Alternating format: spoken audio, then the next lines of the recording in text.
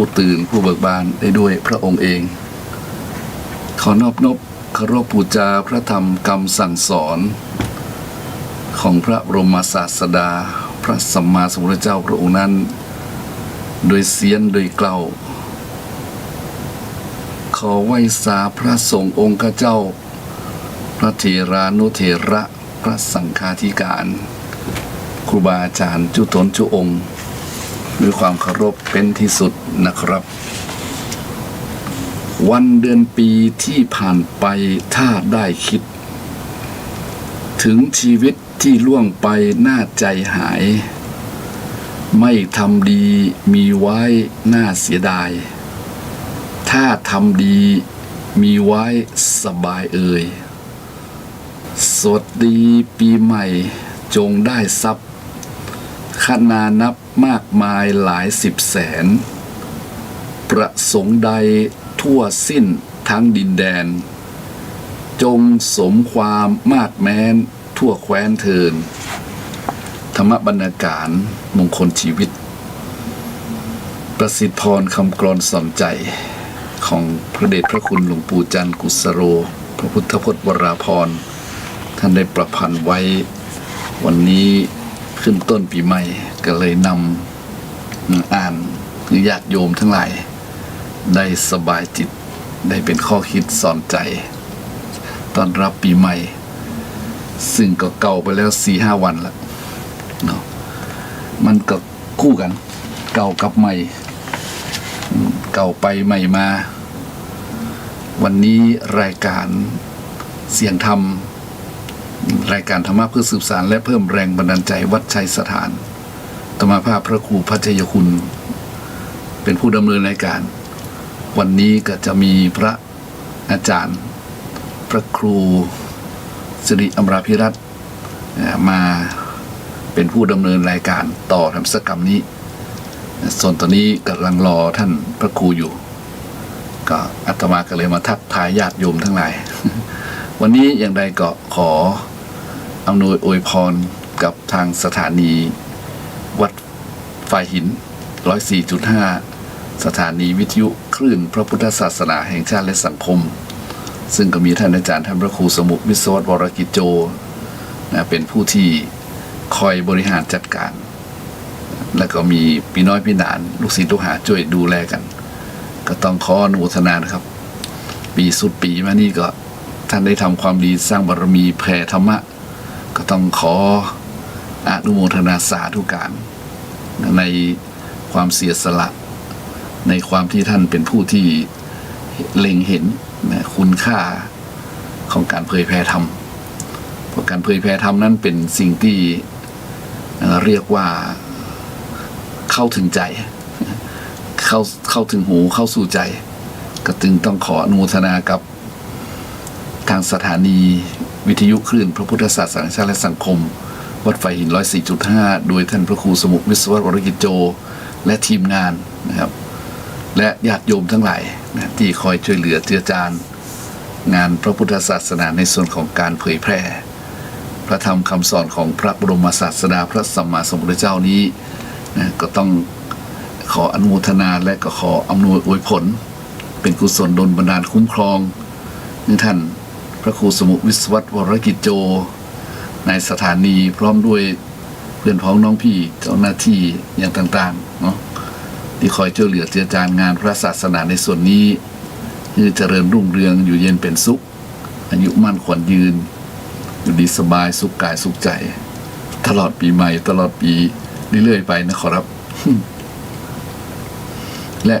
เช่นเดียวกันกับสถานญาติโยมทั้งหลายนะที่ได้มาฟังก็ดีได้อยู่ฟังก็ดีนะหรือเป็นแฟนคลับ FC นะเป็นผู้ที่ให้ความสนับสนุนเป็นคนคอยบริจาคทรัพย์ปัจจัยอย่างแล้วแต่เนาะก็ถือว่าเป็นผู้ที่มีพระคุณ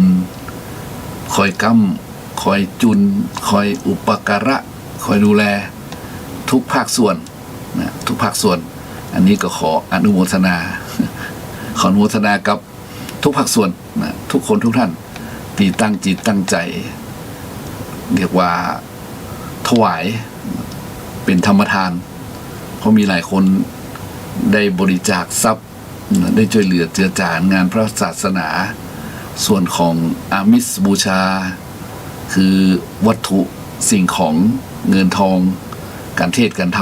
ำในปีหนึ่งก็ไม่ใช่น้อยนะโยมปีหนึ่งนี่ก็หลายครั้งหลายหนบางทีเขาดูจำนวนน้อยแต่จำนวนครั้งมากอย่างเช่นจำนวน50 บาทนะแต่10 ครั้ง20 ครั้งหรือ100 บาท50 ครั้ง100 ครั้งนะโยมโอ้มันไม่ธรรมดานะเพราะฉะนั้นตรงนี้แหละจึงต้องขออนุโมทนากับบุญสะสมของทุกฝ่ายทุกคนที่ได้ร่วมกันประคับประคองกันมาตลอดปีและเราก็จะอยู่ด้วยกันตลอดไปนะปีแล้วเขาอู้ได้ว่าตลอดปีตอนนี้เราบอกว่าตลอดไปตลอดไปนี่หมายความว่าตั้งแต่นี้ไปตลอดไปบอกว่าปีนี้ปีหน้าปีไหน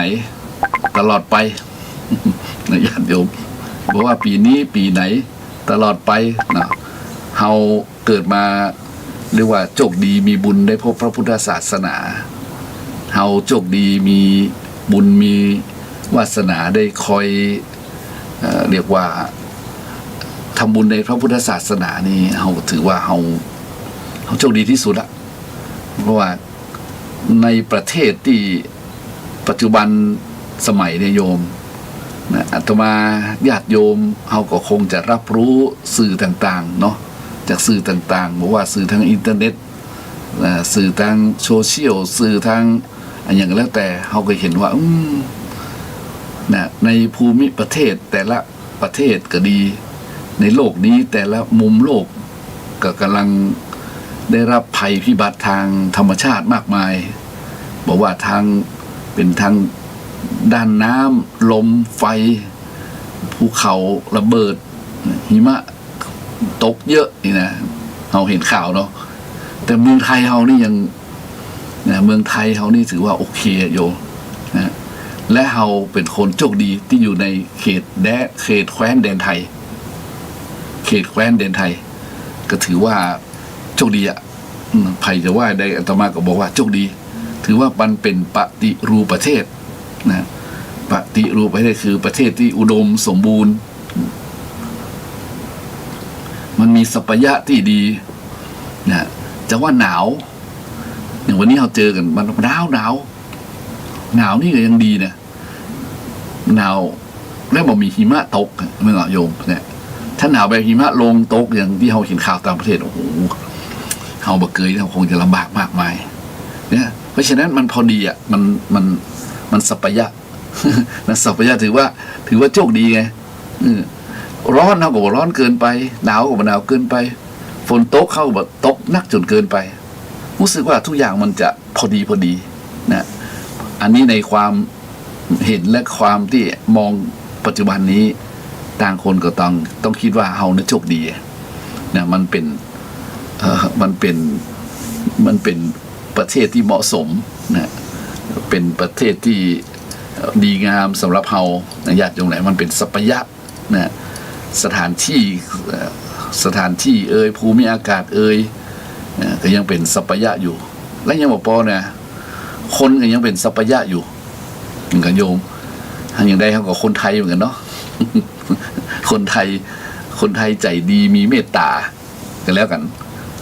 คนไทยใจดีมีเมตตาคนไทยใจดีมีเมตตานี่จะเป็นผู้ที่มีความเรียกว่ามีคว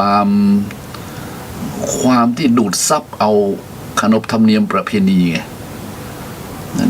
เพราะเราได้สั่งสมอบรมบ่มเพาะมาตั้งแต่เมื่อน้อยๆนะตั้งแต่เมื่อน้อยเราได้สั่งสมอบรมบ่มเพาะมาตั้งแต่น้อยๆว่านะเรามีสถาบันเรามีผู้หลักผู้ใหญ่เรามีเงื่อนไขกติกานะก็เลยทำให้เราเนี่ยรู้จักนะอ่อนน้อมถ่อมตนรู้จักยิ้มแย้มแจ่มใสรู้จักคืออภัยแต่ว่ามันมีความสุขนะมันแบบแรงเกินไปอ่ะมันแรงเกินไปเพราะฉะนั้นบุคคลนี่ก็ถือว่าสัพยะนะบุคคลสัพยะอากาศสัพยะอาหารสัพยะบุคคลสัพยะธรรมะสัพยะนิมนต์เลยครับท่านพระครูนิมนต์นะครับ นิมนต์ท่านพระครูสิริอมราภิรัตน์นะท่านได้มาถึงแล้วก็นิมนต์เลยวันนี้นะจะได้ให้ท่านอูธรรมะญาติโยมฟังหลายๆอย่างนะเพราะว่าอาตมาก็จัดตะกี้นี่เองนะจัดขึ้น96นะก้าผ่านไปนี่นะตอนนี้ท่านพระครูมาก็ต้องรีบพึ่งท่านพระครูนิมนต์เลยนะครับ ฉะนั้นญาติโยมหลายความที่เราอยู่ด้วยกันแบบนี้นะอยู่ในประเทศที่เหมาะสมอุดมสมบูรณ์ก็ดีนะทุกอย่างทุกสิ่งสัพยะพอดีพองามก็ดีเนี่ยเราถือว่าเราโชคดีเพราะฉะนั้นเราจะบ่กินบุญเก่านะเราจะบ่กินบุญเก่าเราจะเรียกว่าบริหารจัดการกับเวลาที่เรากำลังได้มาใหม่เนี่ยในปฏิทินเนี่ยวันนี้ปฏิทินเพิ่นบอกว่าวันที่6มกราคมพุทธศักราช2564เนาะท่านทั้งหลายถ้าปีนึงมี365วันมันก็เลย360วันเดี๋ยวนี้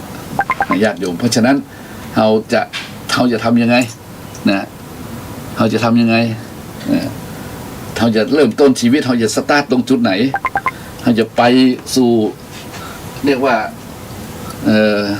อยู่ปีนี้ให้สบายสุขกายสุขใจเนี่ยวันนี้ธรรมะของท่านพระครูสิริอมรภิรัตน์จะช่วยท่านได้นะครับเนาะนิมนต์นะครับประเสริฐวันนี้ไปไหนนะครับเนี่ยเพราะวันนี้ผมก็เลยบอกว่าเนี่ยวันเวลาที่เหลืออยู่เนี่ยเขาจะทำยังไงนะครับให้จะอยู่อย่างสบายนะครับทั้งกายทั้งใจปีใหม่มันเหลืออยู่365วันนะครับเนาะวันนี้วันที่6เนี่ยครับเรากินวันไปทีเพราะฉะนั้นวันนี้ผมก็เลยสวัสดีปีใหม่ไปแล้วครับอะไรศรัทธาญาติโยมฟังท่านพระครูจะมีอย่างกันคือญาติโยมจะทักทายญาติโยมจะอย่างจนถึงเวลา 15 นาฬิกานะครับครับผมก็ได้พอดีเลยนิมนต์นะครับครับกราบขอบคุณครับผมครับขอนอบน้อมแด่พระรัตนตรัยที่พระพุทธพระธรรมพระสงฆ์คุณพระพุทธที่สูงล้ำคุณพระธรรมที่สูงส่งคุณพระสงฆ์ที่สูงเลิศอันก่อเกิดเป็นพระรัตนตรัยขอถวายความเคารพนบพระมหาเถรานุเถระทุกรูปทุกตนครูบาอาจารย์พระสงฆ์องค์เนนขอเจริญพรศรัทธาญาติโยมนักศีลนักบุญศรัทธาพ่อออกแม่ออกท่านผู้ฟังทุกท่านทุกคนที่กำลังรับฟังรายการธรรมะเพื่อสืบสานและเพิ่มแรงบันดาลใจจากวัดชัยสถานวัดป่าเสาน้อยซึ่งก็มีท่านอาจารย์พระครูประภัทรชัยคุณเป็นเจ้าของรายการเจ้าคณะตำบลสันปุเลยเจ้าวาดวัดชัยสถานป่าเสาน้อยซึ่งก็มีพร้อมกับอาตมาได้มาช่วยมาแจมนำธรรมะสารธรรมคำสอนที่เป็นมงคลเอามาฝากท่านผู้ฟังศรัทธาญาติโยมที่มีความสนใจใคร่ในธรรมเป็นแฟนพันธุ์แท้ฟังโดยติดตามมาโดยตลอดก็ต้องอนุโมทนากับศรัทธาญาติโยมที่ตั้งจิตตั้งใจหุ่มในการฟังธรรมะหรือสนใจธรรมะซึ่งธรรมะนี่ก็เป็นสิ่งที่เป็นมงคลกับชีวิตเป็นปัจจัยสำคัญของการดำเนินชีวิตเพราะเป็น เป็นสิ่งที่เราจะละเลยบ่ได้มองข้ามบ่ได้ว่าธรรมะนี่เป็นสิ่งที่จำเป็นกับการดำเนินชีวิตเป็นปัจจัยสำคัญเลยเราจะมองว่าอย่างอื่นปัจจัยที่เป็นในด้านของวัตถุที่มองหันด้วยตาเปล่าที่เราสัมผัสได้ว่าเป็นความจำเป็นเช่นที่อยู่อาศัยอาหาร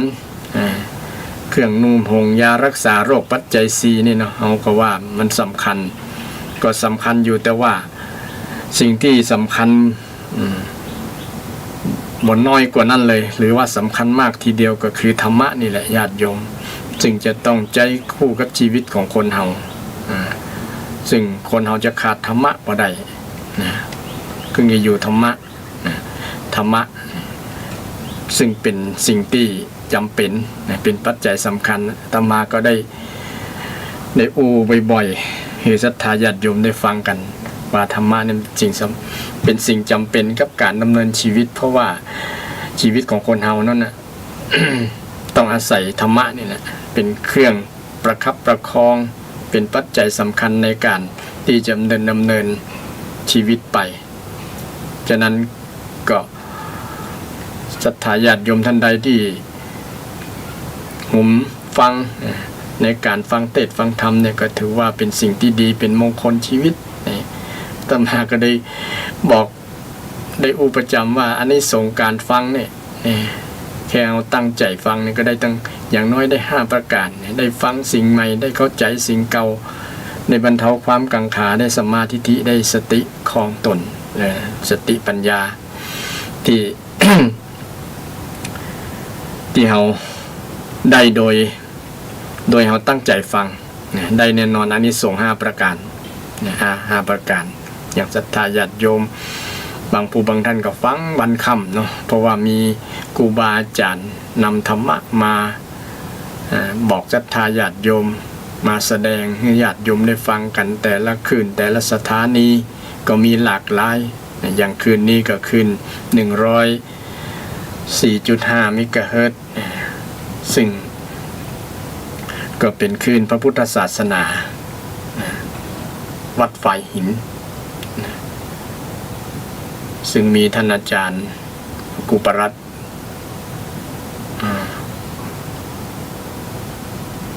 ที่ได้เป็นนายสถานีได้จัดแบ่งปันเวลาให้กับทางรายการก็ต้องขอบพระคุณท่านอาจารย์นายสถานีท่านอาจารย์สุวัฒน์เนาะวรจิตโจที่ได้เป็นผู้ดูแลเกี่ยวกับสถานีวิทยุขึ้น 104.5 นี้วัน นี้ก็เป็นวันที่6นะของเดือนเริ่มต้นพุทธศักราชใหม่เดือนมกราคมกลิ่นอายของความ ของปีใหม่ก็ยังบ่เหือดหายบางคนได้ฉลองปีใหม่แบบฉลองแบบ New Normal นะบ่จะฉลองเต็มแต่เดี๋ยวแต่ว่าเพราะว่ามันมีเหตุการณ์สถานการณ์เกี่ยวกับโรคไวรัสโคโรนาหรือว่าโควิด -19 ยังแพร่ระบาดโดยเฉพาะในประเทศไทยของเราก็แพร่มารอบ2รอบ1ซึ่งก็ทำให้เราต้องยอมรับว่ามันเกิดขึ้นจริงเกี่ยวกับเรื่องโรคภัยไข้เจ็บที่มันเกิดขึ้นในบ้านเมืองของเราไม่ใช่เกิดขึ้นเฉพาะในประเทศไทยนะทั่วโลกนะซึ่งเป็นภัยเป็นโรคภัยเนาะเป็นโรคภัยที่ทำให้คนเราต้องระมัดระวังที่จะบอกให้ภัยเหล่านี้มาสู่ชีวิตสู่ร่างกายของเราจะป้องกันจะได้อย่างเป็นต้นซึ่งก็เป็น เป็นภัยหนึ่งที่มันเกิดขึ้นกับปีใหม่นี้นะยังบอกยังบ่หายไปเตื้อนะก็บางคนก็คิดว่าปีใหม่คงจะหมดไปแล้วนะโรคโควิดโรคอย่างต่างๆซึ่งก็ยังเกิดขึ้นอยู่นี่มันเป็นสิ่งบ่แน่นอนนะศรัทธาญาติโยมนะเกี่ยวกับโรคภัยไข้เจ็บต่างๆเนี่ยมันมีประจำมาใหม่ๆเรื่อยนะแล้วก็กลายพันธุ์ละนะอย่างช่วงปัจจุบันเนี่ยนะโควิดก็กลายพันธุ์ติดได้ง่ายนะติดได้ง่ายฉะนั้นก็ด้วยความเป็นห่วงเป็นใยก็ฝากท่านผู้ฟังทั้งหลายระมัดระวังเกี่ยวกับเรื่องสุขภาพเนาะไปไหนก็ใส่แมสไปโดยนะป้องกันไว้นะจะไปทำการทำงานไปอย่างต่างๆสมาคมกับคนอื่นที่บางครั้งเราบอกรู้จักมักคุ้นกับคนที่เราไปได้เจอได้ปะได้สนทนากันอาจจะมีเชื้ออย่างทั้งนี้ทั้งนั้นก็เราก็ป้องกันไว้ก่อนเนาะบางอย่างเราบางคนว่าโอ้มันยังไก่ตัวอยู่หรือว่าบางคนเป็นหนุ่มเป็นสาวอยู่นะก็บอกกลัวก็มี อันจริงก็บอกกลัวและถูกต้องแล้วว่าแต่เขาบอกประมาทนะเขาระมัดระวังไว้บางคนกลัวจนทำให้อย่างบ่ถูกบทเป็นไปบ่ได้เลยเนาะ จะกินจะนอนแล้วจะเป็นคิดนักเลยเป็นว่าประสาทจะกินหัวเอาประมาณนั้นคิดนักนะกลัวจนเนี่ยอย่างบ่ได้เนี่ยก็บ่ถูกต้องเช่นเดียวกันแต่เขาก็บ่ถึงกับไปลาสานะบ่ประมาทนะคือทำถูกต้องตามนะ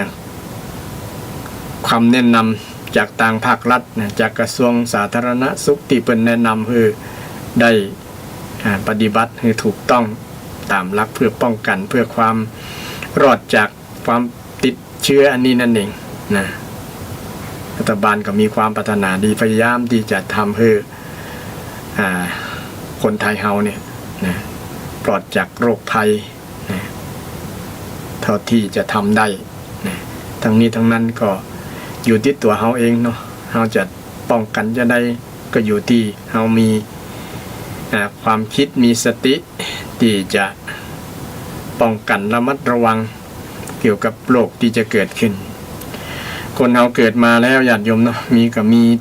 มีภัยต่างๆนักหลายอย่างปัจจุบันนี่ก็ว่ามีโรคภัยภัยต่างๆนานาที่เกิดขึ้นมาภัยภายนอกภัยเกี่ยวกับบุคคลอื่นต่างๆเกี่ยวกับคนมนุษยภัยภัยเกิดจากดินฟ้าอากาศนะเป็นอุทกภัยน้ำท่วมอัคคีภัยไฟไหม้เป็นต้นนะจากธรรมชาติเกิดจากลมจากแดดจากฝนต่างๆนะภัยธรรมชาติก็มนุษย์ทุกคนก็ต้องได้เจออยู่นะอาจจะนักจะน้อยก็แล้วแต่ภัยอยู่ในสถานที่ใดอยู่ประเทศใดอยู่ที่ไหนของมุมโลกนะอาจจะมีบ่เท่ากันอย่างเมืองไทยของเราถือว่าเป็นอยู่ในโซนนะอยู่ในเขตที่ปลอดจากภัยที่ธรรมชาติมันรุนแรงมันก็พอมีแต่ว่ามันบ่นักรุนแรงเหมือนบางประเทศเหมือนบางที่นะก็ถือว่าเรายังโชคดีที่บ่รุนแรงอย่างเช่นบางที่เพิ่นเกิดแผ่นดินไหวเกิดน้ำท่วมอย่างต่างๆนะโอ้เพิ่นเสียหายนักหลายนะถ้าเปรียบเทียบแล้วของประเทศไทยของเรายังคิดซ้ายเปิ้น ก็ถือว่าเป็นเรื่องโชคดีที่เราอยู่ในประเทศที่เหมาะสมเปิ้นว่าปฏิรูปประเทศเนาะประเทศที่สมควรนะสมควรประเทศที่ดีที่เหมาะนะที่จะอยู่ในประเทศนี้อย่างภาคภูมิใจอย่างมีความสุขนะบ่มีผลกระทบนักหลายเกี่ยวกับภัยธรรมชาตินะถึงจะมีอยู่แต่ว่ามันก็บ่นักเกินจนว่ามันเกิดความเสียหายกับประชากรกับบุคคลกับคนไทยนะแต่ก็มันจะมีเตือนที่มันเกิดความสูญเสียใหญ่พอสมควรแต่ก็บ่นักเหมือนกับประเทศอื่นๆนั่นเองเนาะอันนี้ก็ถือว่าเกิดมาอยู่ในประเทศไทยโดยเฉพาะทางเหนือของเราเนาะศรัทธาญาติโยมโดยเฉพาะเชียงใหม่เนี่ยก็ถือว่าเป็นปฏิรูปประเทศเนี่ยประเทศสถานที่เนี่ยสถานที่ที่เปิงใครมาเกิดในสถานที่นี้อาตมาว่าโชคดีแล้วโชคดีเป็นมงคลชีวิตในมงคล38ก็ยังมีอยู่ในประเทศอันที่สมควรเนี่ยมันเป็นโชคดีของคนที่เกิดนั้นนะเป็นโชคแล้วบ่ต้องไปเสาะหาที่ไหนแล้วนะเราได้เกิดในสถานที่นี้โดยเฉพาะเมืองเชียงใหม่ของเราญาติโยมเป็นเมืองที่เป็นต้นน้ำลำธารหลายแม่น้ำที่เกิดจากเชียงใหม่เนี่ยนะลุ่มเนี่ยลุ่มน้ำต้นน้ำลำธารความเจริญต่างๆความสิ่งต่างๆก็มีพร้อมบริบูรณ์นะถือว่าเป็นสิ่งที่เราชาวเชียงใหม่เราควรภาคภูมิใจและก็โดยเฉพาะล้านนาเนาะเป็นสถานที่เป็นปฏิรูปประเทศเช่นเดียวกันนะถึงแม้ว่าเราจะอยู่ใกล้เส้นที่รอยแยกของนั่นก็ตามแต่มันก็ยัง บอกมีผลกระทบอย่างที่ว่านะมันถึงกับเสียหายนักหลายแต่ก็เคยมีอยู่แต่ว่ามันก็บ่ถึงกับเสียหายแบบสุดๆเนี่ยรุนแรงจนว่าเป็นภัยที่อันดับโลกอันต้นๆของเสี่ยงภัยของโลกเนี่ยถึงจะอันก็ ก็ถือว่าเรายังมีประสบผลเป็นผลดีนะเป็นสิ่งที่เป็นมีโชคมีใจถือว่าที่เกิดมาอยู่ในล้านนาตั้งเมืองเหนือของเราเป็นปฏิรูปประเทศเรื่องภัยธรรมชาติต่างๆก็เขาก็อุ่นใจมันบ่มีนักมีหลาย อย่างเช่นน้ำท่วมนั่งอย่างนั้นบ่ค่อยมีมีก็มีน้อยหรือภัยอื่นๆทางธรรมชาตินะมันก็มีน้อยก็ถือว่ายังโชคดีศรัทธาท่านผู้ฟังทั้งหลายเราก็มองสิ่งที่ยามที่เกิดวิกฤตยามที่เป็นภัยอย่างต่างๆที่อยู่สถานการณ์ปัจจุบันเนี่ยเป็นโรคภัยนี่โรคโควิดที่ก็ยังมีสิ่งหลายๆสิ่งที่เราควรภาคภูมิใจในสถานที่ในประเทศในเขตบ้านเมืองของเราบ้านเจียงใหม่เมืองเจียงใหม่นครพิงค์ก็ถือว่าเป็นเมืองที่น่าอยู่น่าอาศัยเป็นเมืองที่สงบร่มเย็นเป็นเมืองที่เปรียบพร้อมด้วยคนที่มีคุณภาพมีศีลมีธรรมมีพระพุทธศาสนามีวัดวาเต็มบ้านเต็มเมืองบ่งบอกถึงคนที่มีศีลมีธรรมที่มีใจหุมหักเรื่องพระพุทธศาสนาเราจะสังเกตคนแต่ก่อนเนี่ยแปลงวัดแปลงวาในตัวเมืองเชียงใหม่โอ้ติดกันเลยเนาะศรัทธาญาติโยมห่างกันว่าถึง20 เมตรก็มีบางที่เนาะแสดงว่าคนเชียงใหม่ของเราหรือว่าเมืองอื่นๆที่มีวัดวาศาสนาอยู่ใกล้ๆกันเนี่ยแสดงว่าคนสมัยนั้นเปิ้นแต่งวัดแต่งวาปูจาคุณพระศาสนาและทำ สร้างวัดเพื่อเป็นของขวัญกับลูกกับหลานในสมัยนั้นเจ้าเมืองหรือว่าคนมีสตางค์มีฐานะเป็นเศรษฐีเสนาบดีมีสตางค์แล้วก็แปลงวัดแปลงวาเป็นสัญลักษณ์เป็นอนุสรณ์ให้กับตัวเก่ามีเนาะแสดงว่าคนสมัยแต่ก่อนเนี่ยมั่นคงในพระพุทธศาสนาของเราแต่วันนี้ก็เช่นเดียวกันก็ยังมั่นคงอยู่มั่นคงอยู่เวลามีความทุกข์มีภัยต่างๆก็นึกถึงพระพุทธศาสนานึกถึงคำสอนนึกถึงธรรมะที่เป็นสรณะที่เปิ้งของเราที่เปิ้งอันสูงสุดธรรมังสรณังคัจฉามิที่ศรัทธาญาติโยมทุกคนพุทธบริษัททุกท่านที่นับถือพระพุทธศาสนาเอาพระรัตนตรัยเป็นที่เปิ้งยามมีความทุกข์มีภัยมีอย่างต่างๆเนี่ยก็บ่ละบ่ลืมยิ่ง มีภัยต่างๆนี่ยิ่งจำเป็นจะต้องใจธรรมะเนี่ยมาแก้ปัญหามาดับทุกข์นะมาดับทุกข์ขึ้นกับชีวิตของเรานะยามที่เราเจอวิกฤตต่างๆนะวิกฤตเรื่องเศรษฐกิจก็ดี บางคนเดี๋ยวนี้ช่วงโควิดเนี่ยโอ้เอ็นดูศรัทธาบางคนเนาะไปประกอบสมาชีพกับบ่มีคนสนับสนุนเพราะว่าคนบ่จับจ่ายใช้สอยไปกับบ่ได้ไปกับบ่คล่องทำมาหากินกับบ่สะดวกอย่างแต่ก่อนก็เลยบางครั้งก็อาชีพก็ต้องยุติไปล้มละลายไปเปิดร้านอาหารทำกิจการบางอย่างนี่เนาะ ช่นกิจการเกี่ยวกับโรงแรมก็นะเกี่ยวกับ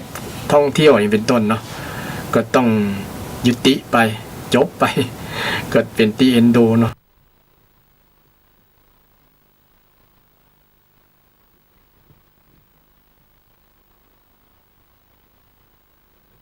มันบ่ผิดกฎหมายบ่ผิดศีลธรรมนะก็ต้องสู้ต่อไปตั้งรายการก็เอาใจเอา คือให้กำลังใจศรัทธาเนาะศรัทธาที่กำลังมีความทุกข์นะ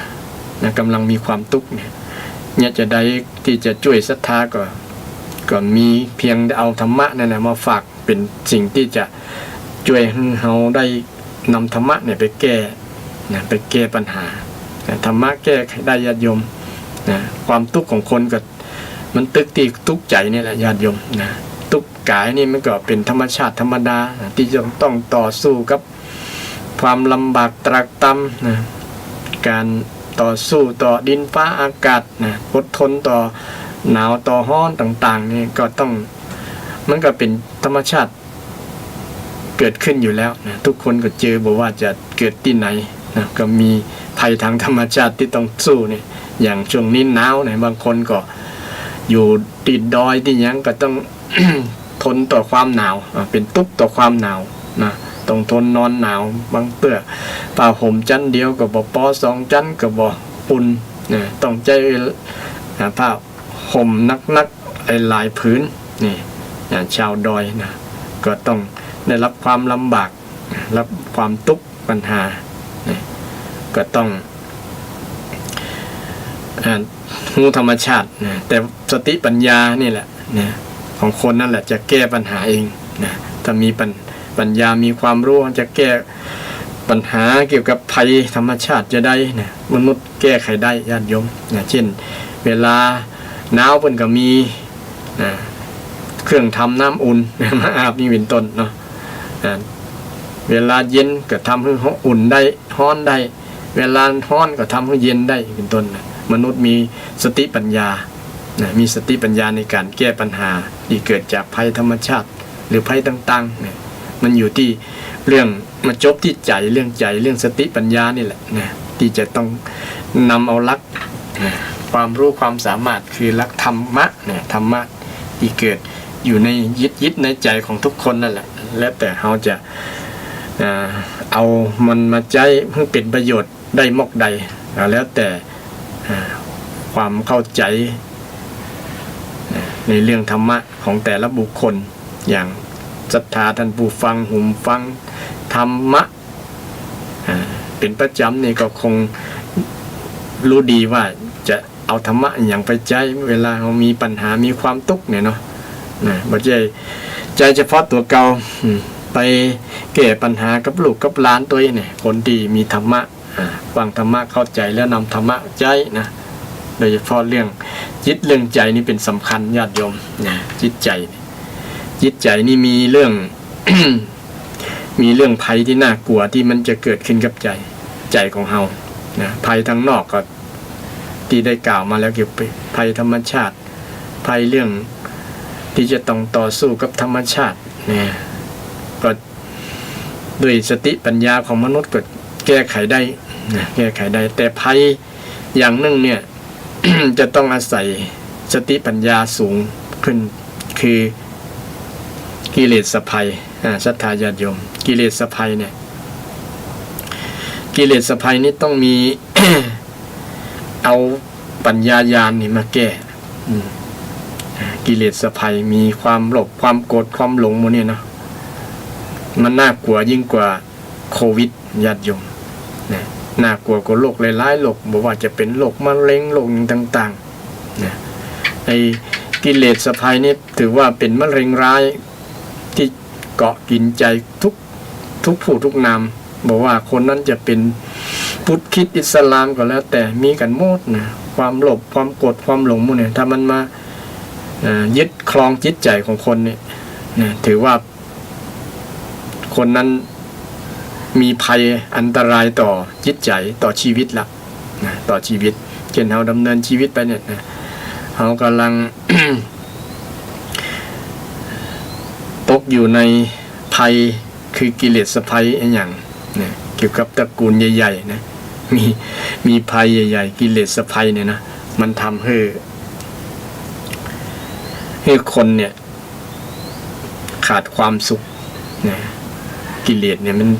มันสร้างปัญหาแล้วทำให้เกิดความทุกข์ศรัทธาญาติโยมลองพิจารณาว่าถึงวันเนี่ยเขาถูกกิเลสภัยนะกิเลสภัยเนี่ยได้ทำร้ายจิตใจของเขานะแต่บางคนมีความคุ้นเคยอยู่กับมันจนว่ามองสิ่งเหล่านี้ว่าเป็นเปื้อนเป็นสิ่งที่ดี หรือบอกฮู้เลยต่างหากว่าอันนี้แหละมันเป็นศัตรูร้ายกาจ ความโลภเวลามันเกิดกับจิตกับใจเนี่ยมันทำร้ายจิตใจของคนที่โลภเนี่ยอยากจะได้สิ่งที่ตัวเก่าต้องการมาเป็นเจ้าของนะก็เลยทำทุจริตเนี่ยเช่นประพฤติคอร์รัปชันนะต่างๆเพื่อให้ได้มา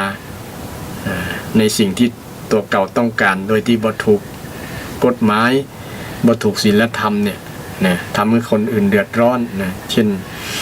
การลักขโมยเป็นต้นเนาะประกอบมิจฉาชีพต่างๆแม้แต่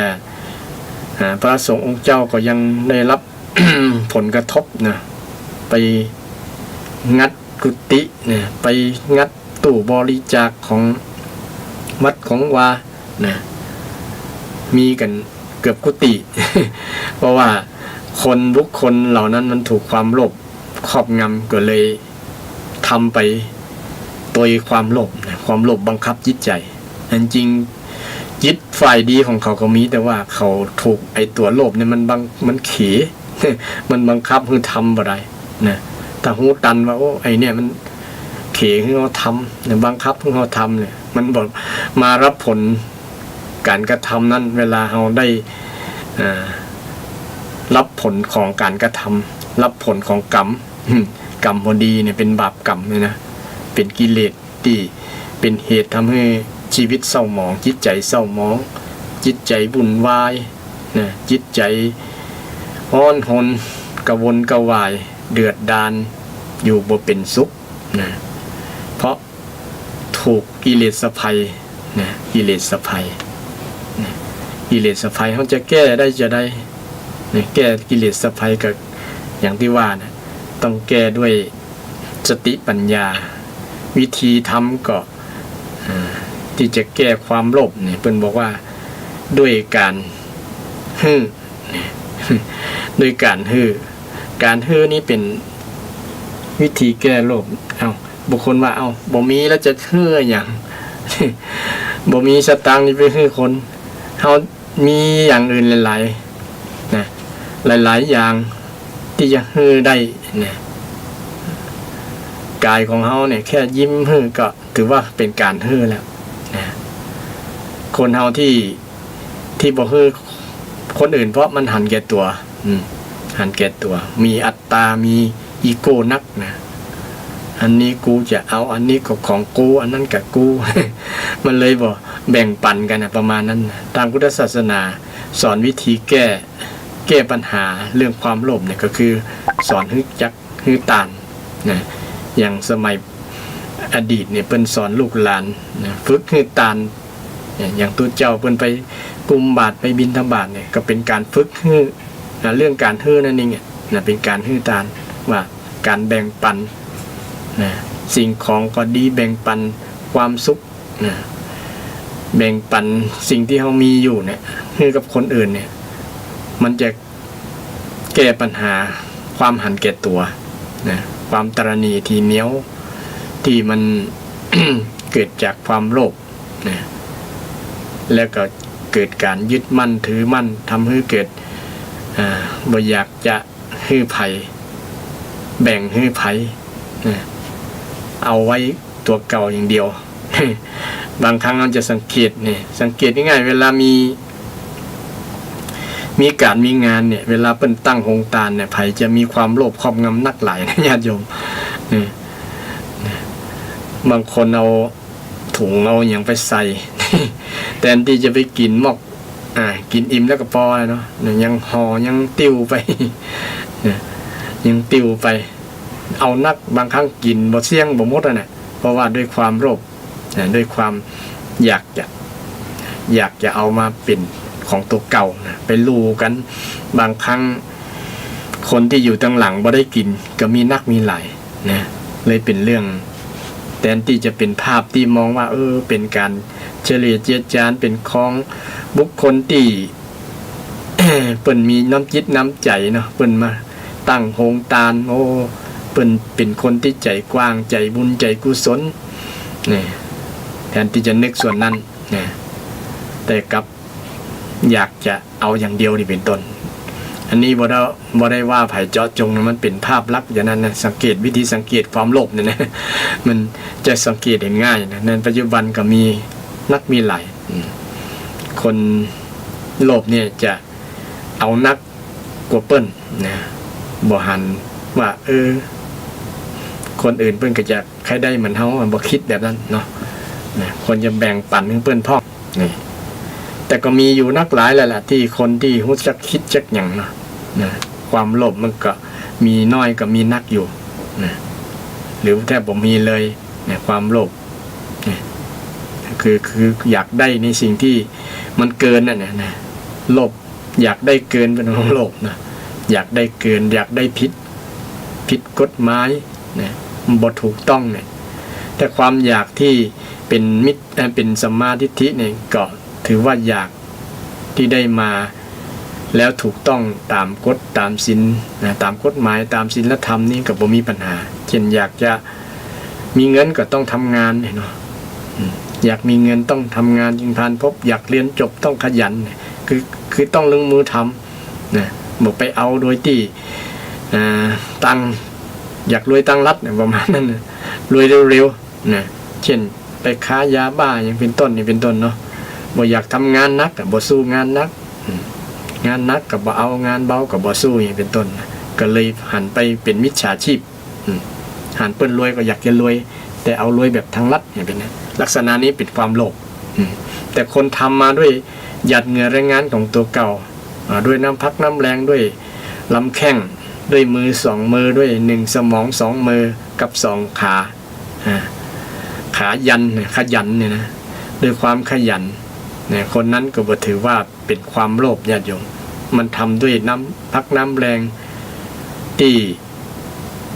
ลงทุนทำเองแล้วได้มาด้วยความภาคภูมิใจบ่ได้ไปลักขโมยไผมาทำมาแล้วก็มันเกิดผลผลผลิตที่เกิดกับตัวเงินต่อค่าตอบแทนอย่างต่างๆเช่นเงินเดือนเงินอย่างคนขยันเนาะคนมีความสามารถมันก็ได้ตามความขยันตามความหมั่นตามฐานะที่เขาได้พึงได้ซึ่งเป็นสิ่งที่คนนั้นจะฮ้องว่าเปิ้นโลภบ่ได้ถ้าเปิ้นรวยนะบางคนว่ามันโลภเหรอมันได้นะอยากได้นักอย่างนั้นคือถ้าอยากได้แล้วบ่ทำผิดกฎหมายบ่ทำผิดศีลธรรมเนี่ยเปิ้นฮ้องว่าเป็นสัมมาทิฏฐิเนี่ยสัมมาทิฏฐิแต่คนที่สมัยก่อนเพิ่นได้แล้วมันมีเกินแล้วเนี่ยได้นักมันบ่ฮู้จะเอาไปทางใดละนะเก็บไว้ก็จะเน่าจะหยังนะเพิ่นก็ไปแจกกันเนี่ยลักษณะแจกนี่เป็นการฮื้อตานนะเป็นการฮื้อตานแปลว่าการฮื้อแบ่งปันสิ่งที่ทำเป็นผลผลิตจากทำเกษตรกรรมก็ดีทำประกอบสมาชีพต่างๆนั่นแหละถ้ามันได้มาแล้วนะเช่นคนประกอบธุรกิจการงานรวยเป็นหลายล้านเนาะเปิ้นก็มา เอาเงินส่วนที่เป็นผลกำไรนั่นเอามาทำประโยชน์เป็นการกุศลก้าอย่างก้านักหลายก็มีอยู่ญาติโยมลักษณะนี้เพื่อที่จะป้องกันความโลภที่จะเกิดขึ้นกับตัวเก่าถ้าได้นักมาแล้วก็อยากจะได้เพิ่มแม้ไม่เป็นต้นเนาะคนที่เปิ้นบ่มีความโลภในใจเนี่ยเปิ้นรู้จักปออยู่เปิ้นมีสันโดษได้ปงนี้ก็กินบ่หวาดบ่ไหวแล้วนะส่วนที่เหลือนี่ก็แบ่งปันคนอื่นนี่อย่างเราจะเห็นว่าคนที่มีฐานะร่ำรวยแล้วมีพอจะกินแล้วนะเนาะเปิ้นบ่ฮู้จะไปไหนเพิ่นก็เอามาสร้างอนุสรณ์ที่วัดที่วาเนี่ยนะสร้างวิหารสร้างเจดีย์สร้างโบสถ์สร้างกุฏิสร้างโฮงสร้างหอระฆังต่างๆเนี่ย ที่จะมันเป็นอนุสรณ์ความดีการเสียสละบริจาคทรัพย์ที่ตัวเก่าได้มาด้วยสมาชีพด้วยสมาชีพก็มีนักมีหลายส่วนนี้จะว่าเปิ้นเป็นคนโลภบ่ได้นะที่เปิ้นได้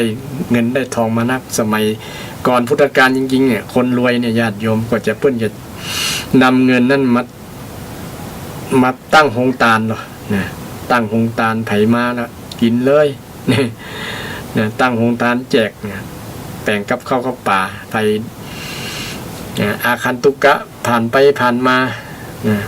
จากทิศทั้งสี่เนี่ยการกินฟรีนะมันมีตั้งแต่สมัยพุทธกาลแล้วคนรวยเขาเป็นลักษณะนั้นแต่ก่อนนะเพิ่นรู้จักแบ่งปันฉะนั้นเมื่อมีโรคอันกิเลสภัยเกิดกับคือตัวโลภเนี่ยวิธีกำจัดก็คือการรู้จักแบ่งถึงแม้เขาบอกมีสตางค์เขาก็ยังมีอย่างอื่นแบ่งได้นะแบ่งความรู้สึกดีๆแบ่งความรู้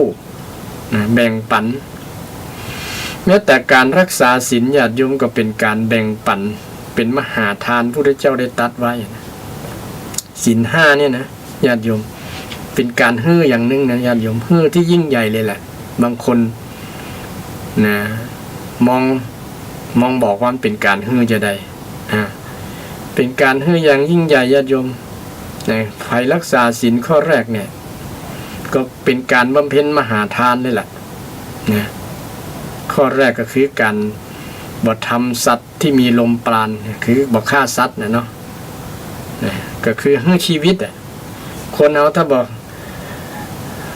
รักษาศีลข้อแรกนะก็คือการให้ชีวิตซึ่งกันและกันจะบ่ทำร้ายชีวิตซึ่งกันและกันโดยหลักๆก็คือให้ชีวิตมนุษย์ที่เป็นเพื่อนร่วมโลกเนี่ยนะที่เน้นตัวนี้เนี่ยแต่ภัยจิตใจสูงขึ้นที่จะละเว้น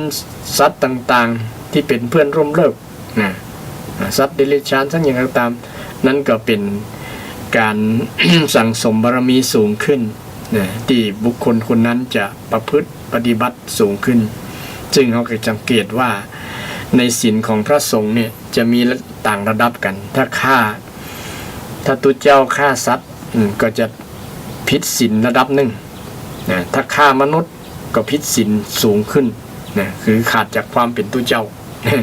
ถ้าฆ่ามนุษย์ฆ่าคนเนี่ยนะถ้าฆ่าสัตว์ลงมาก็บ่ถือว่าขาดจากความเป็นตุเจ้าบ่ขาดจากความเป็นภิกษุโทษแค่ปาจิตตีประมาณนั้นฆ่าสัตว์นะฆ่าปูฆ่าปลาฆ่าวัวฆ่าควายเป็ดไก่หมูม้าพวกนี้นะเป็นปาจิตตีแต่ถ้าเป็นคนบ้านเนี่ยมันก็จะโทษกับ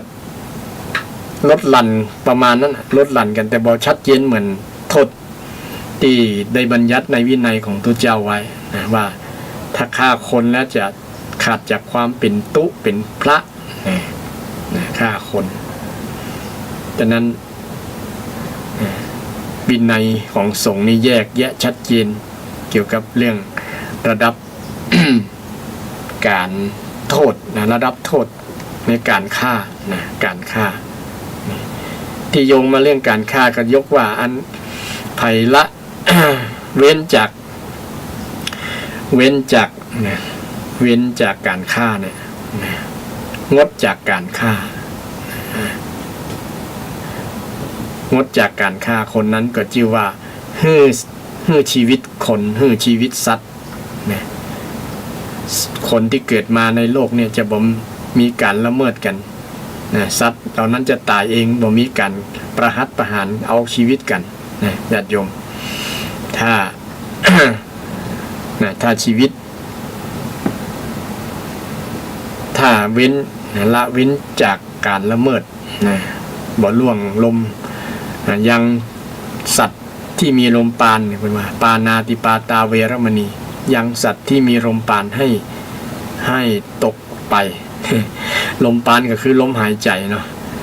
สัตว์ที่มีลมหายใจเนี่ยหรือตกลงไปก็ถือว่าผิดศีลในศีล5ข้อของศรัทธาญาติโยมนะค ไขที่รักษาได้เนี่ยคือการคืออย่างยิ่งใหญ่เป็นห้องว่ามหาทานทานแปลว่าใหญ่นะทานแปลว่าฮือมหาแปลว่าใหญ่มหาทานพระพุทธองค์ได้ตรัสไว้เองว่าเป็นมหาทานศรัทธาญาติโยมในพระไตรปิฎกที่เกี่ยวกับเรื่องการฮือเนี่ยนะพูดเรื่องการฮือเนี่ยจะทำฮือคนแต่บ่หันแก่ตัวส่วนนักคนหันแก่ตัวมันก็เลยฆ่าคนอื่นได้เป็นความโลภนั่นแหละคนที่โลภ แล้วเนี่ยเกิด คดีการฆ่าเนี่ยมีหลายญาติโยมเนี่ยถึงวันนี้เด็ก ที่ฆ่ากันเนี่ยส่วนหลายเลยแหละมาจากความโลภเนี่ย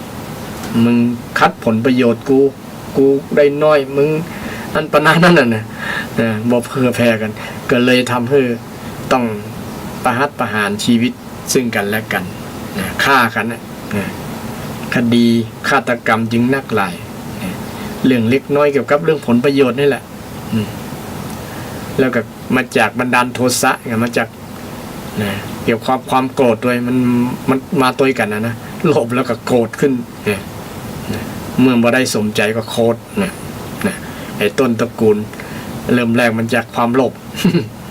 แล้วก็ทำให้เกิดความโกรธด้วยโกรธโทสะประทุษร้ายเนี่ยทุสะเนี่ยเป็นทุษร้ายจิตประทุษร้ายคนอื่นบ่พอยังประทุษร้ายตัวเก่าทำร้ายตัวเก่าทำร้ายคนอื่นโทสะเนี่ยนะประทุษร้ายทำร้ายร่างกายทำร้ายชีวิตของคนภายที่มนุษย์ส่วนนักส่วนหลายนั่นแหละจึงละเมิดชีวิตซึ่งกันและกันเป็นการฮื้ออย่างยิ่งใหญ่ก็เมื่อบ่มีการฆ่าชีวิตก็คงยังอยู่เป็นการฮื้อชีวิตโดยอ้อมหรือว่าทางตรงก็ได้นะทางตรงฉะนั้นเมื่อความโลภเกิดกิเลสภัยเกิดขึ้นในจิตในใจในญาติโยมมันเป็นภัยที่เกิดกับทุกคนเนี่ยมันเป็นศัตรูร้ายกาจนะถ้าเฮาตันมันน่ะนะเฮาจะบ่เปิดประตูต้อนรับบ่ให้มันเกิดกับจิตใจเพราะเกิดขึ้นเมื่อใดเนี่ยมันเป็นโทษต่อคนที่ถูกมันครอบงำนะ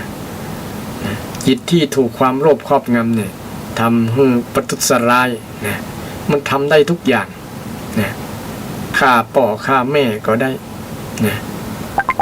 ฆ่าไผได้หมดอ่ะนะถ้าโลภแล้วนะโลภอย่างเราได้ยินข่าวปัจจุบันเนี่ยเนาะลูกไปขอสตางค์แม่เนี่ยมันใครได้นักอ่ะมันก็เลยบ่พอใจเนี่ยความอยากได้อ่ะความโลภโลภะเนี่ยอยากได้เกินเนี่ยมันบ่นึกเนี่ยมันบ่มีสามัญสำนึกบ่นึกถึงบุญคุณที่แม่มันเลี้ยงมาจนใหญ่เติบใหญ่ขนาดนั้นมันเอาแต่จิตเอาใจมันว่าอย่างเดียวนะมันบ่ได้ดังใจมันก็นะแม้แต่แม่บังเกิดเก้ามันก็ยังฆ่าได้พ่อบังเกิดเก้าก็ฆ่าได้เนี่ยเฮาจะได้หันในข่าวได้ดูทางทีวีได้หันตั้งหน้าหนังสือพิมพ์เนี่ยในโลกโซเชียลในเฟซในไลน์ต่างๆมีนักมีหลายที่เกี่ยวกับเรื่องคนที่ถูกกิเลสภัยโลภะนี่ครอบงำทำให้บุคคลที่ถูกครอบงำเนี่ยมันทำได้หลายๆอย่างนักหลายแม้แต่มาตุคาตปิตุคาตกรรมนักหลายอย่างเนี่ยทำได้หมดบ่นึกถึงละซึ่งทั้งนี้ทั้งนั้นมาจากความหันแก่ตัวหันแก่ตัวว่าตัวเนี่ยบุคคลนั้นบ่สนองเจตนารมณ์คัดผลประโยชน์ตัวเก่าประมาณนั้นนะบ่คือสนองจิตสนองความต้องการของตัวเก่าสนองกิเลสตัณหาทุกคนว่าทำให้เกิดปัญหาเกิดคดีต่างๆตัวมานักหลายเพราะกิเลสภัยวันนี้ที่เอาเรื่องภัยกิเลสภัยมาให้ศรัทธาญาติโยมได้ฟังกันนะมันเป็นเรื่องที่น่ากลัวกว่าโควิดนะอยากจะชี้ให้เห็นนะเช่นยิ่งปัจจุบันมีโควิด โรคโควิดต่างๆเนี่ยมันทำให้เกิดความเครียดต่างๆเนี่ยกลัวไอ้ความเครียดความโกรธเนี่ยความเครียดก็เป็นส่วนหนึ่งของความโกรธนะส่วนหนึ่งของความโกรธความบ่พอใจเนี่ยเนาะความบ่พอใจเนี่ยความบ่สมใจเนี่ยมันทำให้เกิดเป็นต้นเหตุทำให้เกิดความโกรธได้นะเมื่อเครียดแล้วก็เจอไผอู้พิษหูพ่องอู้บ่ถูกใจพ่องหันคนทำสิ่งนั้นบอกเข้าตาพ่องอย่างประมาณนั้นก็คือวนให้เขาได้เนี่ยมันกิเลสภัยมันน่ากลัวนะฉะนั้นเฮามีภัยที่จะต้องต่อสู้แล้วอย่าให้มีภัยอันนี้มาครอบงำเลยมันจะเป็นสิ่งที่ถือว่าเป็น วิกฤตซ้ำซ้อนนะมันมีวิกฤตทางโรคที่มาจากภายนอกแต่มันยังบทสำคัญเท่าวิกฤตที่จะเกิดขึ้นในภายในนะคือจิตใจของเราเนี่ยต้องรักษาจิตรักษาใจนะรักษาจิตรักษาใจระมัดระวังนะระมัดระวังบ่ให้ความโลภความโกรธความหลงเกิดขึ้นนะคนเฮาที่อยู่กันได้เนี่ยเพราะว่าความโลภความโกรธความหลงมันมาเกิดขึ้นพร้อมกันทีเดียว ถ้าเกิดขึ้นพร้อมกันหมดทั่วโลกเนี่ยฆ่ากันตายหมดญาติโยมเนาะ ถ้าโกรธพร้อมกันนะเนี่ยตายแน่นอนเกิดสงครามทั่วโลกนะเนี่ยเกิดความบ่พอใจนี่โกรธด้วยกันนี่มันย่อมนำไปสู่สงครามประหัตประหารเอาชีวิตซึ่งกันและกันได้เนี่ยเวลามันภัยตัวนี้มันเกิดขึ้นเอาหูตันมันก็หูตันด้วยสติเนาะโอ้ไอ้นี่มันมาให้มันแล้วกันประมาณนั้นเนี่ยมันมาสั่งเขาแหละมันมาเขเขาบังคับเขากันไอ้ตัวหลบเนี่ยนะนี่ต้องด่ามันออกจากใจนะญาติโยมด่าออกจากใจแล้วก็ปิดประตูบ่ให้มันเข้ามา แต่มันเล็ดลอดเข้ามาก็ไล่มันออกแค่นี่เป็นต้นนะไล่ออกด้วยวิธีที่อย่างกล่าวนะด้วยการฮื้อเนี่ยเป็นการไล่นะการไล่ความโลภเนี่ยโดยการนี่พุทธเจ้าถึงสอนนะตาละไมศีลละไมเนี่ยนะอย่างที่ตะกี้ว่าการทานนี้ยังครอบงำนะไม่ใช่ครอบงำคุมไปถึงการรักษาศีลนะรักษาศีลก็เป็นมหาทานเนี่ยอย่างที่ได้อุปสถา ในเบื้องต้นว่าการรักษาศีลเป็นมหาทานรักษาศีลข้อแรกก็เป็นการให้ชีวิตนะเป็นหลักประกันเลยล่ะสร้างหลักประกันบ่ต้องไปทำประกันชีวิตละ นะบ่ต้องกลัวว่าใครจะมาฆ่าละนะเพราะว่าต่างคนต่างมีประกันในจิตในใจสร้างหลักประกันแล้วหรอโดยสตินะโดยการฝึกให้ตานนะคนให้กันไม่มันก็เป็นมันก็จะมีความฮักกันมีเมตตาเกิดขึ้นนะญาติโยมฮักกันความคนทำฮักกันแล้วจะบ่ จะบ่หันแก่ตัวหันแก่คนอื่นละหันแก่คนอื่นคนอื่นมี จะมีปัญหามีทุกข์เหมือนเฮาก็ห้าประมาณนั้นจะหันอกหันใจกันนะฝึกบ่อยๆแล้วจะเป็นคนรู้จักฮื้อแล้วมันก็จะบ่หันแก่ตัวบ่โลภเพื่อเอามาเป็นของตัวเก่าอย่างเดียวบางคนโลภไว้ เก็บกักไว้กักตุนไว้อยู่ต้นนะบ่เผื่อแผ่แม้แต่คนในครอบครัวเนี่ยยังบ่เผื่อแผ่เลยเอาไว้กินตัวเก่าคนเดียวเงี้ยก็มีหรอก นะขางไว้กินตัวเก่าคนเดียวแสดงว่าคนนั้นโลภนะบ่เผื่อแผ่บ่ฮื้อตานบ่ฮู้จักคำว่าตานนะแปลว่าฮื้อนะฮื้อแต่คนเป็นพ่อเป็นแม่เนี่ยจะฮู้ซึ้งดีกับช่วงที่มีลูกเมียนะจะได้ทำตานแต่ คำว่าตานนี้ในความหมายของศรัทธาชาวบ้านก็คงก็เป็นการให้คนทั่วไปจะเข้าใจว่าตานกับบุญเนี่ยคนละอย่างอันที่จริงการให้ตานนี่เป็นการทำบุญอย่างหนึ่งบุญมันมีว่าโดยย่อมี3อย่างบุญเกิดจากการทำตานบุญสำเร็จเกิดจากการทำตานที่2บุญสำเร็จเกิดจากการรักษาศีลบุญที่3เกิดจากภาวนาทานไมศีลไมภาวนาไมเนี่ยเนาะญาติโยมก็คงคุ้นเคยดีแต่ว่าโดยละเอียดก็มีนักมีหลายแหละนะ มีนักมีหลาย ซึ่งเป็นการทำบุญเนี่ยแต่ความเข้าใจของศรัทธาบางท่านว่าการทานกับการทำบุญคนละอย่าง การทำบุญก็คือการทำไปทำกับตัวเจ้า การทานนี่คือคนบ้านเนี่ยคือคนบ้านหรือว่าคือสัตว์สิ่งของอย่างต่างๆเนี่ยแปลว่าทานความเข้าใจความหมายอาจจะบ่ตรงกันแต่เนี่ยทานก็เป็นการทำบุญชนิดหนึ่งเนี่ยอยู่ในการทำบุญชนิดหนึ่งในบรรดาบุญ3ประการโดยย่อเนี่ยนะโดยย่อโดยรวมมี3หลักใหญ่ๆเนี่ยอยู่ในนั้นทานก็เป็น การทำบุญอย่างหนึ่งการรักษาศีลก็เป็นการทำบุญอย่างหนึ่งการเจริญภาวนาก็เป็นการทำบุญอย่างหนึ่งนี่เป็นบุญนะเป็นบุญเป็นกิริยาวัตถุสิ่งที่จะสำเร็จทำให้เกิดบุญให้สำเร็จบุญให้สำเร็จบุญให้สำเร็จความสุขให้พ้นจากทุกข์นี่ก็มาจากการทำบุญฉะนั้นเมื่อ เรามีคว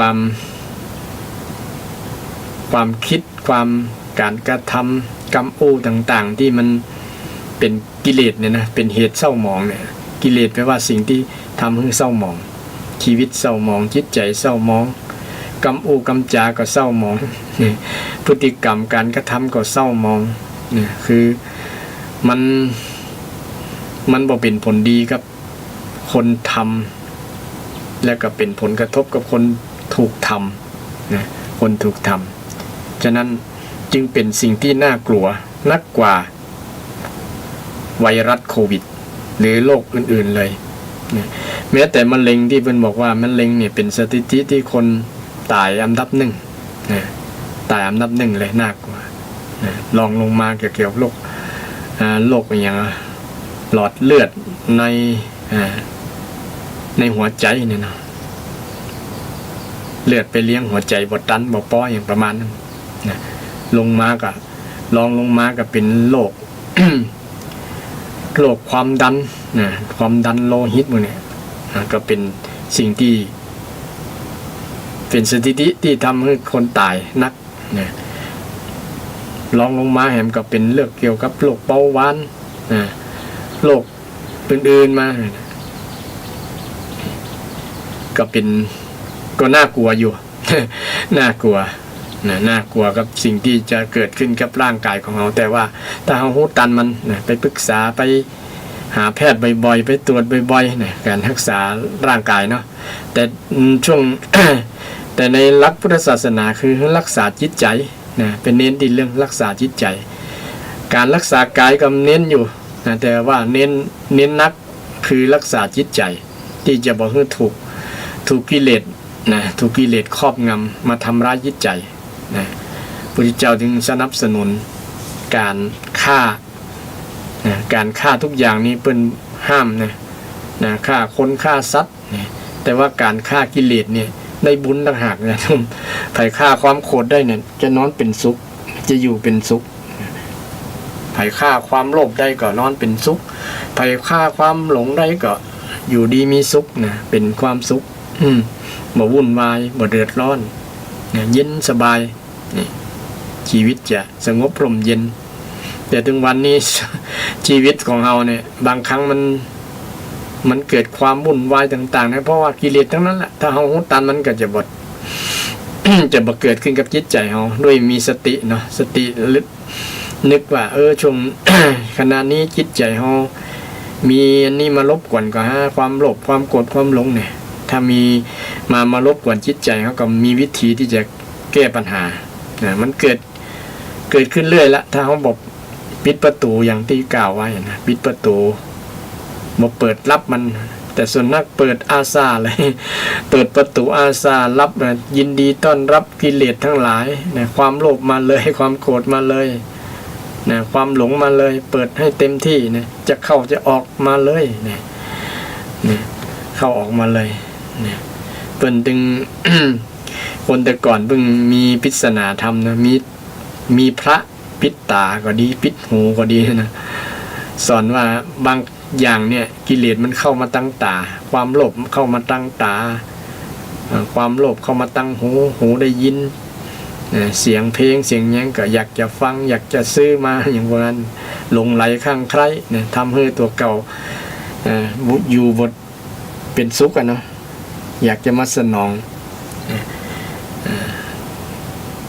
มาจากตั้งปากนะตามีพระปิดปากปิดหูปิดตาปิดปากนี่ไหลคือประตูใหญ่ๆเนี่ยถ้าเปิดให้มันเข้ามาเนี่ยมันจะทำลายชีวิตจิตใจของคนที่เปิดให้มันเปิดให้มันฉะนั้นเราฮู้ว่ามันทำลายจิตใจแน่นอนเหลือเกินญาติโยมคนเรามีกันทุกคนนั่นแหละความโลภความโกรธความหลงถ้าหูตันมันเนี่ยมันจะบ่มีโอกาสจะเข้ามาไงบอกเปิดประตูให้มันนะมันมาแล้วมันไม่ใช่ว่ามาเป็นมิตรมันเป็นศัตรูนะมาทำร้ายแทนที่จะไม่เป็นผลดีนะมีบุญคุณกับเราเปิดประตูแล้วเป็นมิตรกันเนิ่นบนใจนะมันบ่เป็นมิตรจักเตื่อนะมีแต่ทำร้ายจิตใจเขานะทำให้เราเสียคนเสียอนาคตเสียหมดทุกอย่างนะเพราะอิกิเลส3ตัวนั่นนะพุทธศาสนาพระพุทธสัมมาสัมพุทธเจ้าจึงบอกว่าเนี่ยอยากจะได้บุญในฆ่านี่เนอะฆ่ากิเลสเนี่ยบ่ได้สอนให้ฆ่าคนอื่นที่มีความหันต่างฆ่าคนที่มาดูถูกดูแคลนฆ่าคนที่ทำให้เจ็บใจนี่บ่ไปให้ฆ่าคน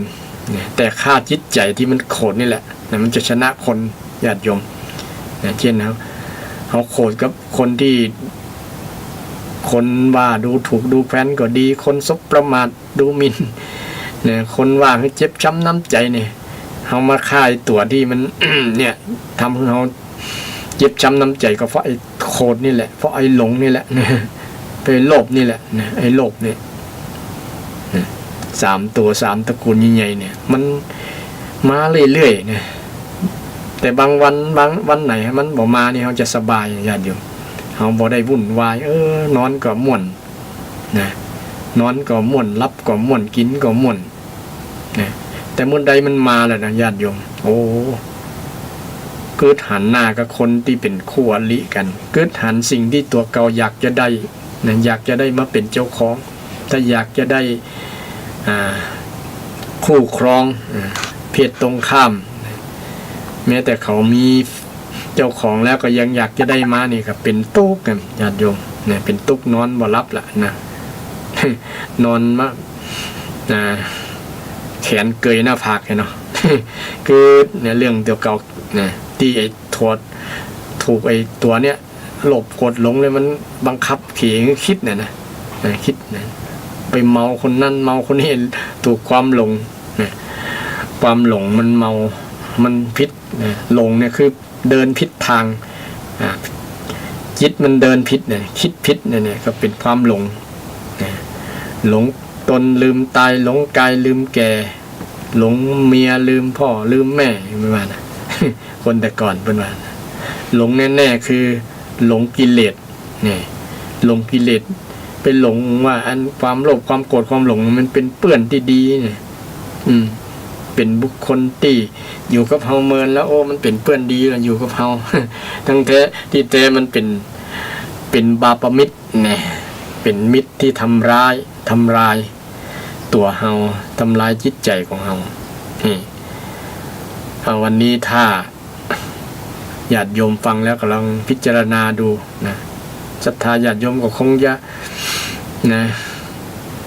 มีภูมิรู้ภูมิธรรมนักแล้วแหละเนาะแต่อยากจะนำสิ่งนั้นเนี่ยให้ไปถ่ายทอดเนี่ยความรู้เหล่านี้ว่าเรามีศัตรูร้ายกาจมีภัยอันร้ายกาจญาติโยมที่เกิดขึ้นกับชีวิตของเรากับจิตใจของเราเนี่ยเราควรจะหาวิธีกำจัดมันโดยให้มันสยบราบคาบมันตายบ่มาเกิดมานั่นเลยนะถ้าบ่ทำให้มันตายนะมันจะ ป่นเปลี่ยนมาเรื่อยๆนะมันมาแง้มประตูมางัดเข้ามาจิตใจเฮาเรื่อยๆนะแม้แต่ บางครั้งเฮาปฏิบัตินะคือตาลแล้วก็แล้วนะเมตตาก็แล้วนะมันก็ยังพอมีอยู่แล้วนะกิเลสบางตัวมันอาจจะอ่อนแอเบาบางไปพ่องแต่กิเลสตัวที่มันสำคัญเนี่ยคือตัวหลงนะตัวหลงนี่สุดๆเลยญาติโยมถ้าได้หลงแล้วเนี่ยนะมันยิ่งทำให้ ทำมันอย่างได้หมดเลยนะเช่นอันองคุลิมานเนี่ยนะที่แรกก็เป็นท้องตั้งชื่อว่าอหิงสกะบ่เบียดเบียนไผนะแต่เมื่อได้เป็นหลงคำสอนของอาจารย์เพราะว่าอาจารย์นั่นก็หลงเมาในลาภสักการะเช่นเดียวกันคือมีลูกศิษย์หลายคนเนาะหิงสกะหรือว่าองคุลิมานเนี่ยก็ไปเรียนในสำนักเดียวกันแต่หมู่เพื่อนตั้งหลายนั่นนะเขาอิจฉาเนี่ยกิเลสนี่แหละอิจฉานี่ก็เป็นตัวกิเลสอย่างหนึ่ง นะอยู่ในกลุ่มเดียวกันกับโลภโกรธหลงหมู่นี่แหละนะอิจฉาตาร้อนนะหันอหิงสกะนี่เฮียนเก่งนะเฮียนเก่งแล้วมันล้ำหน้านะคนเราจะธรรมชาติอย่างนึงมันอิจฉากันเนาะศรัทธาญาติโยมมันก็มีกันทุกคนนั่นแหละแต่ว่าอย่าปล่อยให้มันเข้ามาในจิตใจมันทำร้ายจิตใจเรานะกิเลสสะภัยกิเลส1,500ตัณหา108ที่มันมาเนี่ยมันนักมันหลายเนี่ยแต่ตระกูลใหญ่ๆคือโลภโกรธหลงนี่แหละเนี่ยนี่กำลังอู้เรื่องหลงว่าอันองคุลิมานเนี่ยหลงในคำสอนของอาจารย์เพราะอาจารย์ก็ถูกความโลภครอบงำเนี่ยกลัวลาภสักการะจะหลุดมือไปเนี่ยพอถูกลูกศิษย์เนี่ยกลุ่มนักกลุ่มใหญ่ทีเดียวแหละว่ารวมหัวกันไปฟ้องอาจารย์นะเนี่ยจะได้ให้ลูกศิษย์คนเนี้ยนะมันเกิดความหายนะเกิดความเสื่อมเสียต่างๆนะคือจิตของคนส่วนหนึ่งมันอิจฉาอย่างที่ว่านะอิจฉาหมู่แทนที่จะยินดีเนาะ ยินดีกันว่าคนนี้เรียนเก่งว่าเป็นมีบุญมีกุศลสั่งสมไว้ในอดีตชาตินะเกิดมาจากนี้เป็นคนรกมีสติปัญญา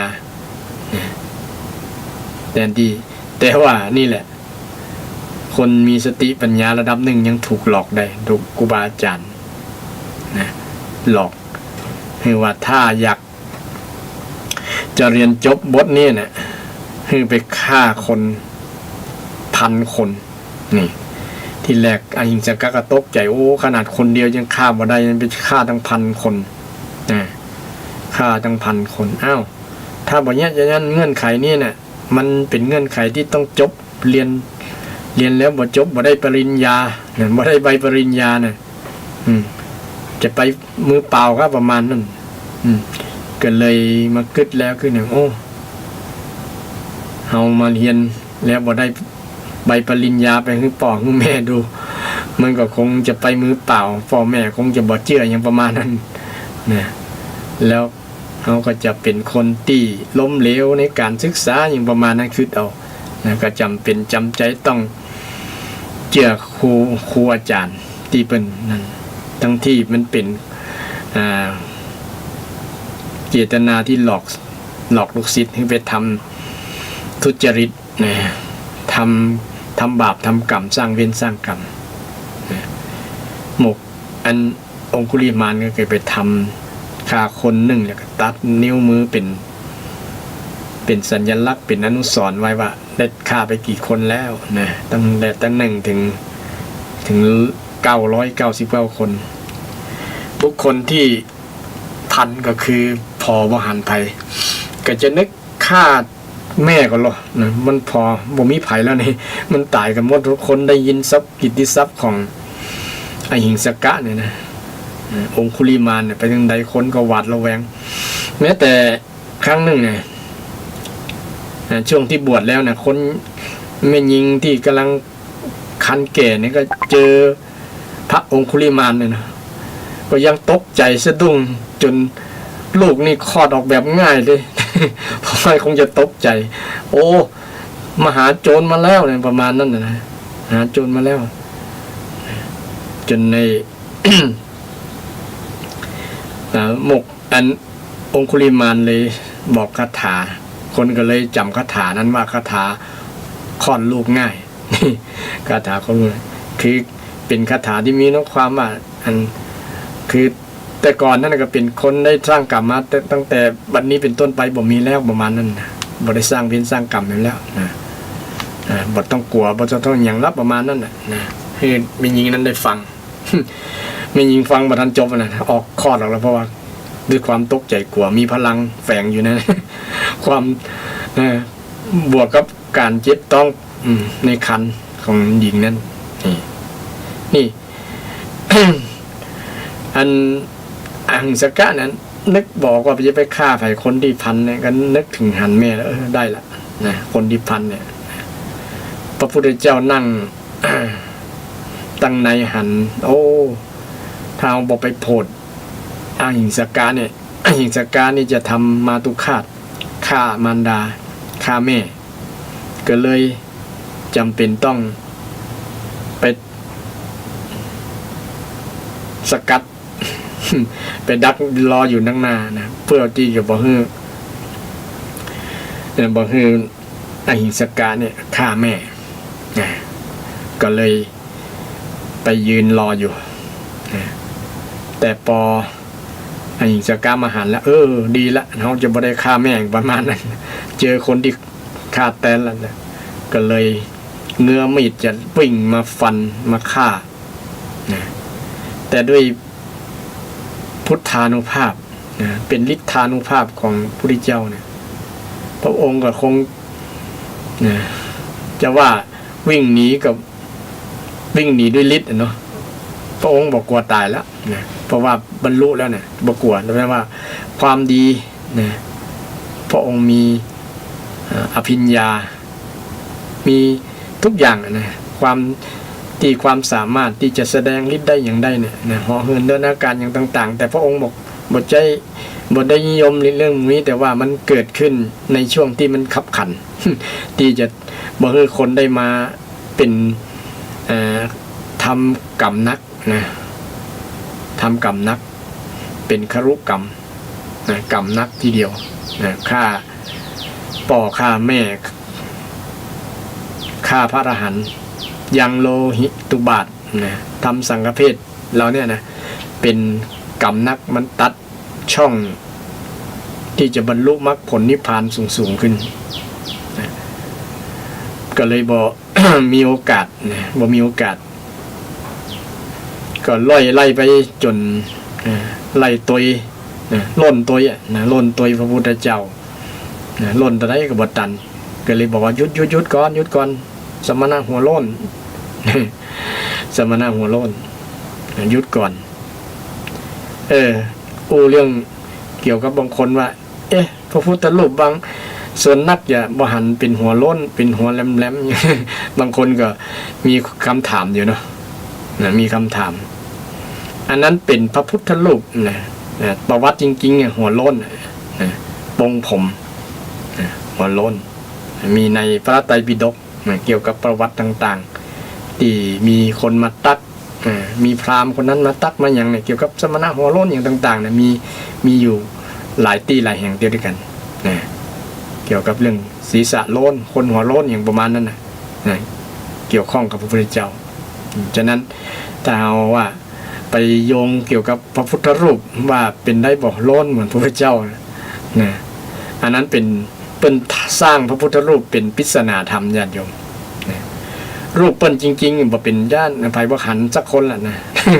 แต่เปิ้นสร้างด้วยเป็นพุทธลักษณะไงพุทธลักษณะที่เปี่ยมไปด้วยนะเต็มไปด้วยปริศนาธรรมนะเช่นหูยาวๆเนี่ยตาทอดลงเนี่ยก็มีความหมายเป็นปริศนาธรรมที่นะซ่อนเร้นในประติมากรรม ในรูปเปรียบในพระพุทธรูปนั้นๆนะเป็นสิ่งที่สอนคนทั้งอ้อมนั่นเองนะแต่ก่อนมันบ่มีอย่างบ่มีภาพข้างฝาก็บ่มีการนั่นนะคนแต่ก่อนก็เลยทำให้สอนคนทั้งอ้อมเนี่ยอุ้ยง่ายเนาะสอนคนทั้งอ้อมนะสอนคนทั้งอ้อมว่านะหูยาวหมายถึงจะอีเนอร์นะตาทอดลงนะเสียนแหลมๆศีรษะนะเป็นปลายจิกเป็นเปลวไฟอย่างประมาณนั้นนะเป็นก้นห้อยอย่างมันเนี่ยมีปริศนาทั้งนั้นวันหน้าวันจะได้นำมาอูศรัทธาญาติโยมได้ฟังกันนะได้ฟังกันแต่วันนี้อูเรื่องความโลภนะที่เป็นกิเลสภัยที่มันเป็นสิ่งที่ทำร้ายจิตใจทำร้ายอนาคตนะอย่างอหิงสกะหรือว่า องคุลิมานถ้าบ่ได้เจอพระพุทธเจ้าเนี่ยจะสร้างกรรมสร้างเวรต่างๆเพราะเหตุแห่งความหลงนะหลงเพราะอยากได้โลภไปตัวนะโลภมาก่อนโลภอยากได้แล้วก็หลงเพราะเชื่อนะโลภอยากได้ปริญญาสิ่งที่ตัวเก่าเฮียนมานะถ้าบอกทำแบบนี้จะบ่จบจะบ่ได้รับปริญญาเข้าใจแบบนั้นนะการเข้าใจผิดจะอีนะมันก็เลยเบื้องเป็นความหลงคนหลงก็คือเข้าใจผิดนั่นเองเช่นเขาหลงทางเนี่ยนะเข้าใจว่าทางนี้มันเลี้ยวไปบ้านนี้นะเข้าซอยผิดเนี่ยนะเข้าใจผิดว่าซอยนี้มันไปได้เนี่ยคือหลงละ ใจเหมือนกันนะถ้าหลงทางที่คิดเนี่ยมันถูกละที่แท้บ่ถูกเนี่ยอย่างอหิงสกะเนี่ยคิดว่าเข้าใจว่าการที่จะฆ่าคนเนี่ยจะทำให้จบจะทำให้จบมันเข้าใจย่านนะแต่บ่ได้มีเจตนาจะฆ่านะเจตนาโดยจริงนะแต่ฆ่าเพื่อเอา เจตนาที่ฆ่าด้วยโทสะด้วยบันดาลโทสะด้วยความโกรธต่างๆบ่มีนะมีแต่ความหลงความโลภโทสะนี่บ่ได้ฆ่าด้วยโทสะแต่ฆ่าด้วยโมหะด้วยความหลงนี่โมหะแต่แม้ แต่ถ้าบ่เจอนะถือว่ามีบุญนะเจอพระพุทธเจ้านะสมัยนั้นถ้าบ่มีพระองค์คงจะบ่ได้มีประวัติว่าองคุลิมานได้เป็นพระในพระพุทธศาสนานะการกระทำที่ฆ่าคนต่างๆเนี่ยยังได้รับผลขนาดบวชแล้วนะคนเอาบ่หินขว้างปานะโอ้เจ็บแต่ท่านก็ยอมรับโดยดีว่ามันเป็นผลจากกรรมของท่านที่ทำนะหัวล้างข้างแตก ไปกุมบัตรได้เขาก็ไล่นะองคุลิมานเพราะมาจากเนี่ยกรรมที่สร้างคือโมหกรรมที่หลงทำ เจตนาที่หลงนี่แหละหลงทำไปแล้วทำให้เกิดผลเกือบบ่ได้เป็นพระในพุทธศาสนาถ้าบ่มีพระพุทธเจ้ามาโปรดก็หล่นโดยวัดตันก็เลยท้องบอกพระพุทธเจ้าหยุดก่อนพระองค์ก็มีทรงเป็นสัพพัญญูรู้ทุกอย่างเนาะมีปฏิสัมภิทาทุกครบพร้อมครบนะปฏิภาณไหวพริบที่จะสอนคนให้ได้ชุกคิดขึ้นนะโดยใช้ประโยคว่าเฮานี่หยุดแล้วแต่ท่านนั่งยังบ่หยุดนะก็ยังบ่เข้าใจอยู่ว่าพุทธองค์นั้นนะอุจุนะ แต่คำเมืองเขาบอกประมาณนั้นนะ แต่สมัยนั้นบอกว่าท่านเนี่ยมันจุนะยังวิ่งอยู่ก็ยังว่าตัวเก่ายุดอยู่นะพระพุทธองค์ก็ได้อธิบายว่าบ่ใช่เฮายุดการกระทำความชั่วนะการกระทำความชั่วเฮายุดตั้งเมินแล้วยุดแล้วบ่สร้างกรรมสร้างเวรแล้วแต่ท่านน่ะยังสร้างกรรมสร้างเวรอยู่นี่พอได้ยินคำนี้มันคนที่ได้สั่งสมบารมีสมัยอดีตชาติแล้วเนาะมันก็ ปิ้งขึ้นมาในจิตใจนะบางเตื่อเฮาไปเจอวิกฤต บางอย่างคำนี้ก็จะดีญาติโยมเฮาลิยุดแล้วคนที่ด่าเฮาเนาะ ด่าเฮาว่าเฮายุดแล้วเด้อเฮาบ่ด่าแล้วเฮาบ่ว่าแล้วนะแต่ท่านนั้นบ่ยุด เฮายุดแล้วยุดบ่ว่ากันบ่ด่ากันบ่คือกันเจ็บช้ำน้ำใจแล้วยุดแล้วนะมันก็จะเป็นผลดีเฮาจะได้สติการบ่สร้างเวรสร้างกรรมนี่มันจะเป็นผลดีกับคนนั้นนะเฮาบ่ถูกกิเลสเขหือทำชั่วแล้วนะถูกความโลภความโกรธความหลงนี่ไอ้ความหลงนี่ก็ยังมีเรื่องแม้แต่คนเป็นมีวัยบั้นปลายแล้วญาติโยม80จะถึงฝั่งเมื่อใดบ่ฮู้แหละเนาะจะตายกับเมื่อใดก็บ่ฮู้แหละแต่เป็นเรื่องราวที่น่าคิดเหมือนกันที่ว่าหลงในรูปในความสวยงามเนี่ยมีอาจารย์คนหนึ่งก็มีลูกศิษย์อย่างเนี้ยนะลูกศิษย์คนนั้นก็เป็นคนฉลาดนะแล้วก็หน้าตาดีรูปหล่อนะอัธยาศัยใจดีนะมันขยันอาจารย์ก็ฮักเฮียนไปกับอาจารย์ก็เฮียนได้ทุกอย่างอาจารย์ประสิทธิ์ประสาทความรู้วิชาการต่างๆทั้งหมดนะจนอาจารย์บอกว่าจะ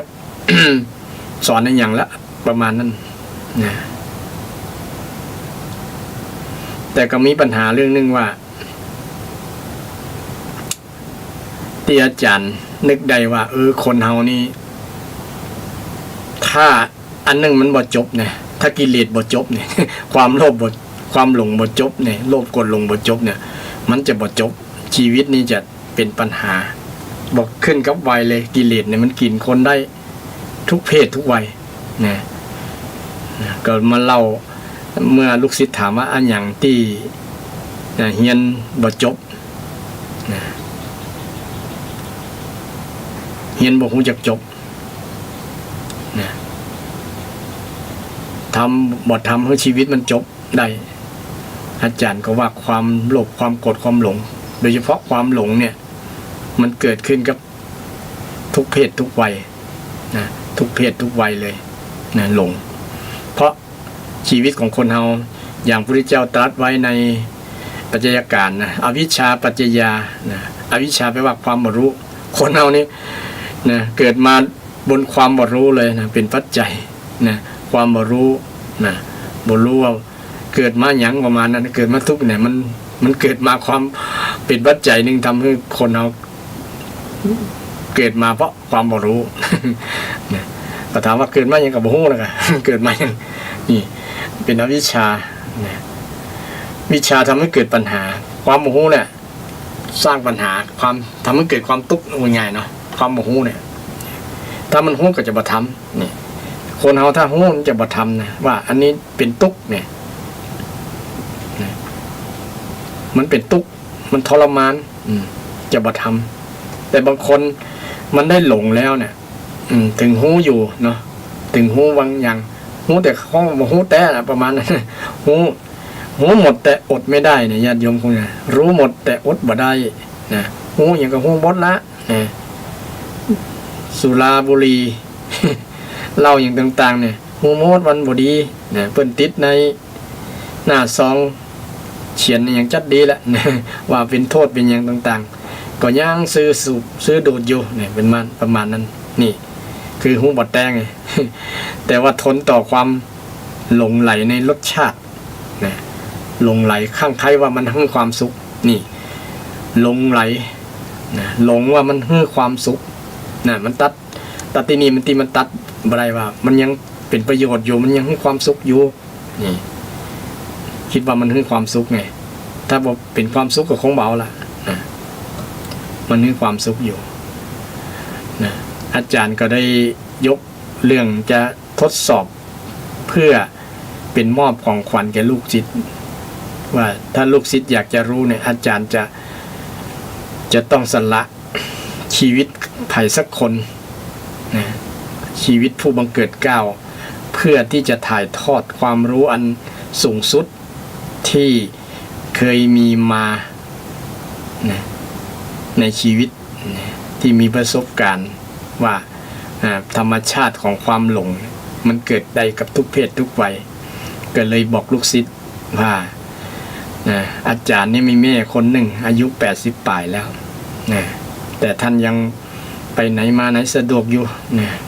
แต่ก็ท่านก็ยังบอกจะให้แข็งแรงเหมือนคนหนุ่มคนสาวกับพระเจ้าแต่อาจารย์เนี่ยจะอาจจะเสียแม่สักคนเพื่อลูกศิษย์เป็นที่ฮักนะเพื่อให้ได้หันให้ลูกศิษย์ได้เรียนจบว่านะกิเลสของคนเนี่ยมันเป็นจะได้นะความหลงเนี่ยก็เลยแนะนำลูกศิษย์คือเอาแม่ตัวเก่าเนี่ยเป็นบททดสอบนะเป็นผู้ทดสอบให้ลูกศิษย์ได้หันกับตานะโดยตรงเลยบ่ต้องเป็นทฤษฎีแหละเป็นภาคปฏิบัติเลยลูกศิษย์ได้ฮู้ลูกศิษย์ ก็ตั้งใจฟังเนี่ยจะได้อาจารย์นี่เธอลองไปจีบแม่เขานะจีบเหมือนหนุ่มสาวเนี่ยจีบเหมือนหนุ่มสาวพอแม่เขาจะเคิมคล้อยตามก็แต่บอกคล้อยตามก็แสดงว่าเขาแม่ของเขาเนี่ยหมดกิเลสเป็นพระอรหันต์แล้ว นะหมดกิเลสแต่ถ้าเธอทำได้ให้แม่เขาหลงในความงามรูปหล่อของเธอนี่แสดงว่าเธอจะเรียนจบ เธอจะเรียนจบลูกศิษย์ก็เมื่อฟังแล้วก็อยากจะทดสอบทันทีว่าโอ้มันเป็นแต่กะขนาดคนที่อายุ80ปลายมันจะเป็นไปได้ว่านะจะมีความเมาในเรื่องเพศเรื่องกามารมณ์อยู่กะประมาณนั้นก็เลยทดสอ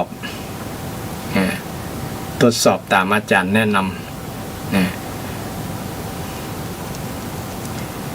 ก็ไปจีบแม่ไปจีบวันแรกแม่ก็นิ่มๆไม่อายแต่นิดในจิตใจน่ะนะแม่ก็ยังชอบอยู่แต่มานึกถึงว่าโอ้เขาก็เป็นแม่ของอาจารย์นะก็มีหิริโอตตัปปะก็ยังมีพอมีอยู่นะแต่ว่าด้วยอำนาจของความเมามันบ่นึกถึงแล้วกันเนี่ยนะเมื่อลูกศิษย์ได้ทีแล้วเนี่ยจีบจนว่าแม่เมาแล้วนะแม่ชอบเต็มที่แล้วนะจนแม่ถามเพื่อความมั่นใจลูกฮักแม่แต่กะนะจะเอาแม่แต่กะประมาณนั้นเอาแต่กะนะผมเนี่ยเมาแม่นะถึงแม่จะอายุเมินแล้วกันยังมีเสน่ห์ยังน่าฮักจะถ้าบ่ได้แม่เนี่ยจะบ่ ชีวิตนี่จะหาบ่ได้ประมาณนั้นจนแม่ใจอ่อนนั่นแหละนะจนเชื่อนะท่านจะได้มันเป็นไปบ่ได้เพราะว่าลูกก็ยังมีชีวิตอยู่มันจะอายลูกก็เนี่ยจะได้นะบ่เป็นอย่างแม่ถ้าแม่ฮักผมแต้นนะแม่กล้าฆ่าลูกบ่าวก็ยื่นคำนี้มาสะดุ้งเงียบเลยแม่ไปได้จะได้นะนั่นเป็นลูกบ่าวเขานั่นแสดงว่าแม่บอกฮักแต่ถ้าแม่ฮักแต่นี่ต้องฆ่าได้กะเพื่อความฮักของเราเนี่ยจะบ่มีอุปสรรคปัญหาใครจะมาคัดขวางละเนี่ยไปก็คอยตัวกำของหนุ่มน้อยที่มาจุจีบ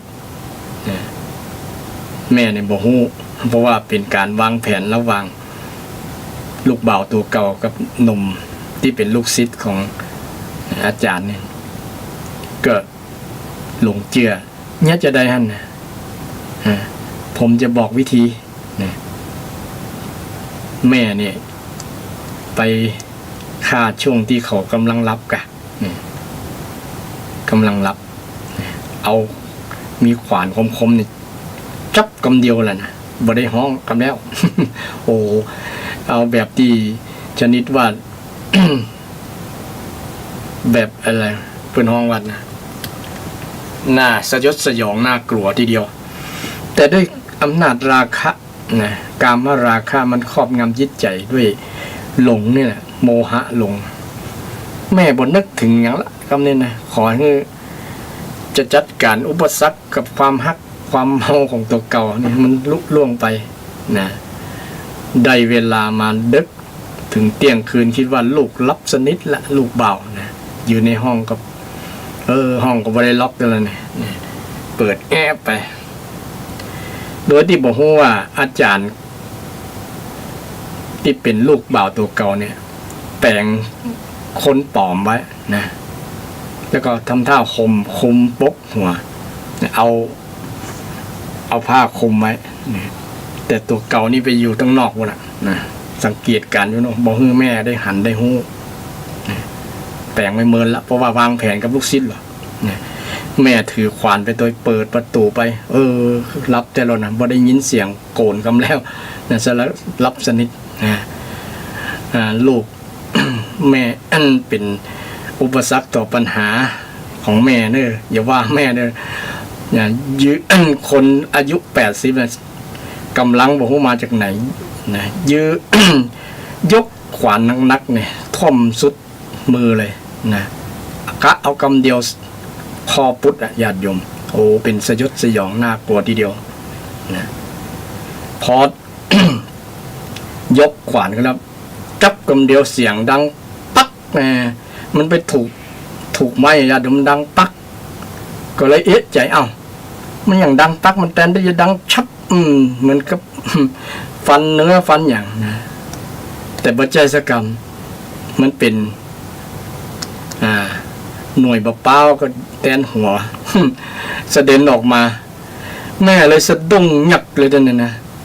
ตกใจช็อกเลยว่ามันบาดใจลูกเลยเนี่ยมันโอ้เลยถึงแก่มรณกรรมเนี่ยด้วยการกระทำของตัวเก่าโอ้เป็นเรื่องที่ นะโศกนาฏกรรม ที่แม่สามารถฆ่าลูกได้ญาติโยมฆ่าลูกได้ด้วยกามราคะด้วยความหลงเนี่ยด้วยความหลงเนี่ยกิเลสภัยมันครอบงำจิตใจญาติโยมมันทำได้หมดนะแม่ฆ่าลูกลูกฆ่าแม่สามีฆ่าภรรยาภรรยาฆ่าสามีผัวฆ่าเมียเมียฆ่าผัว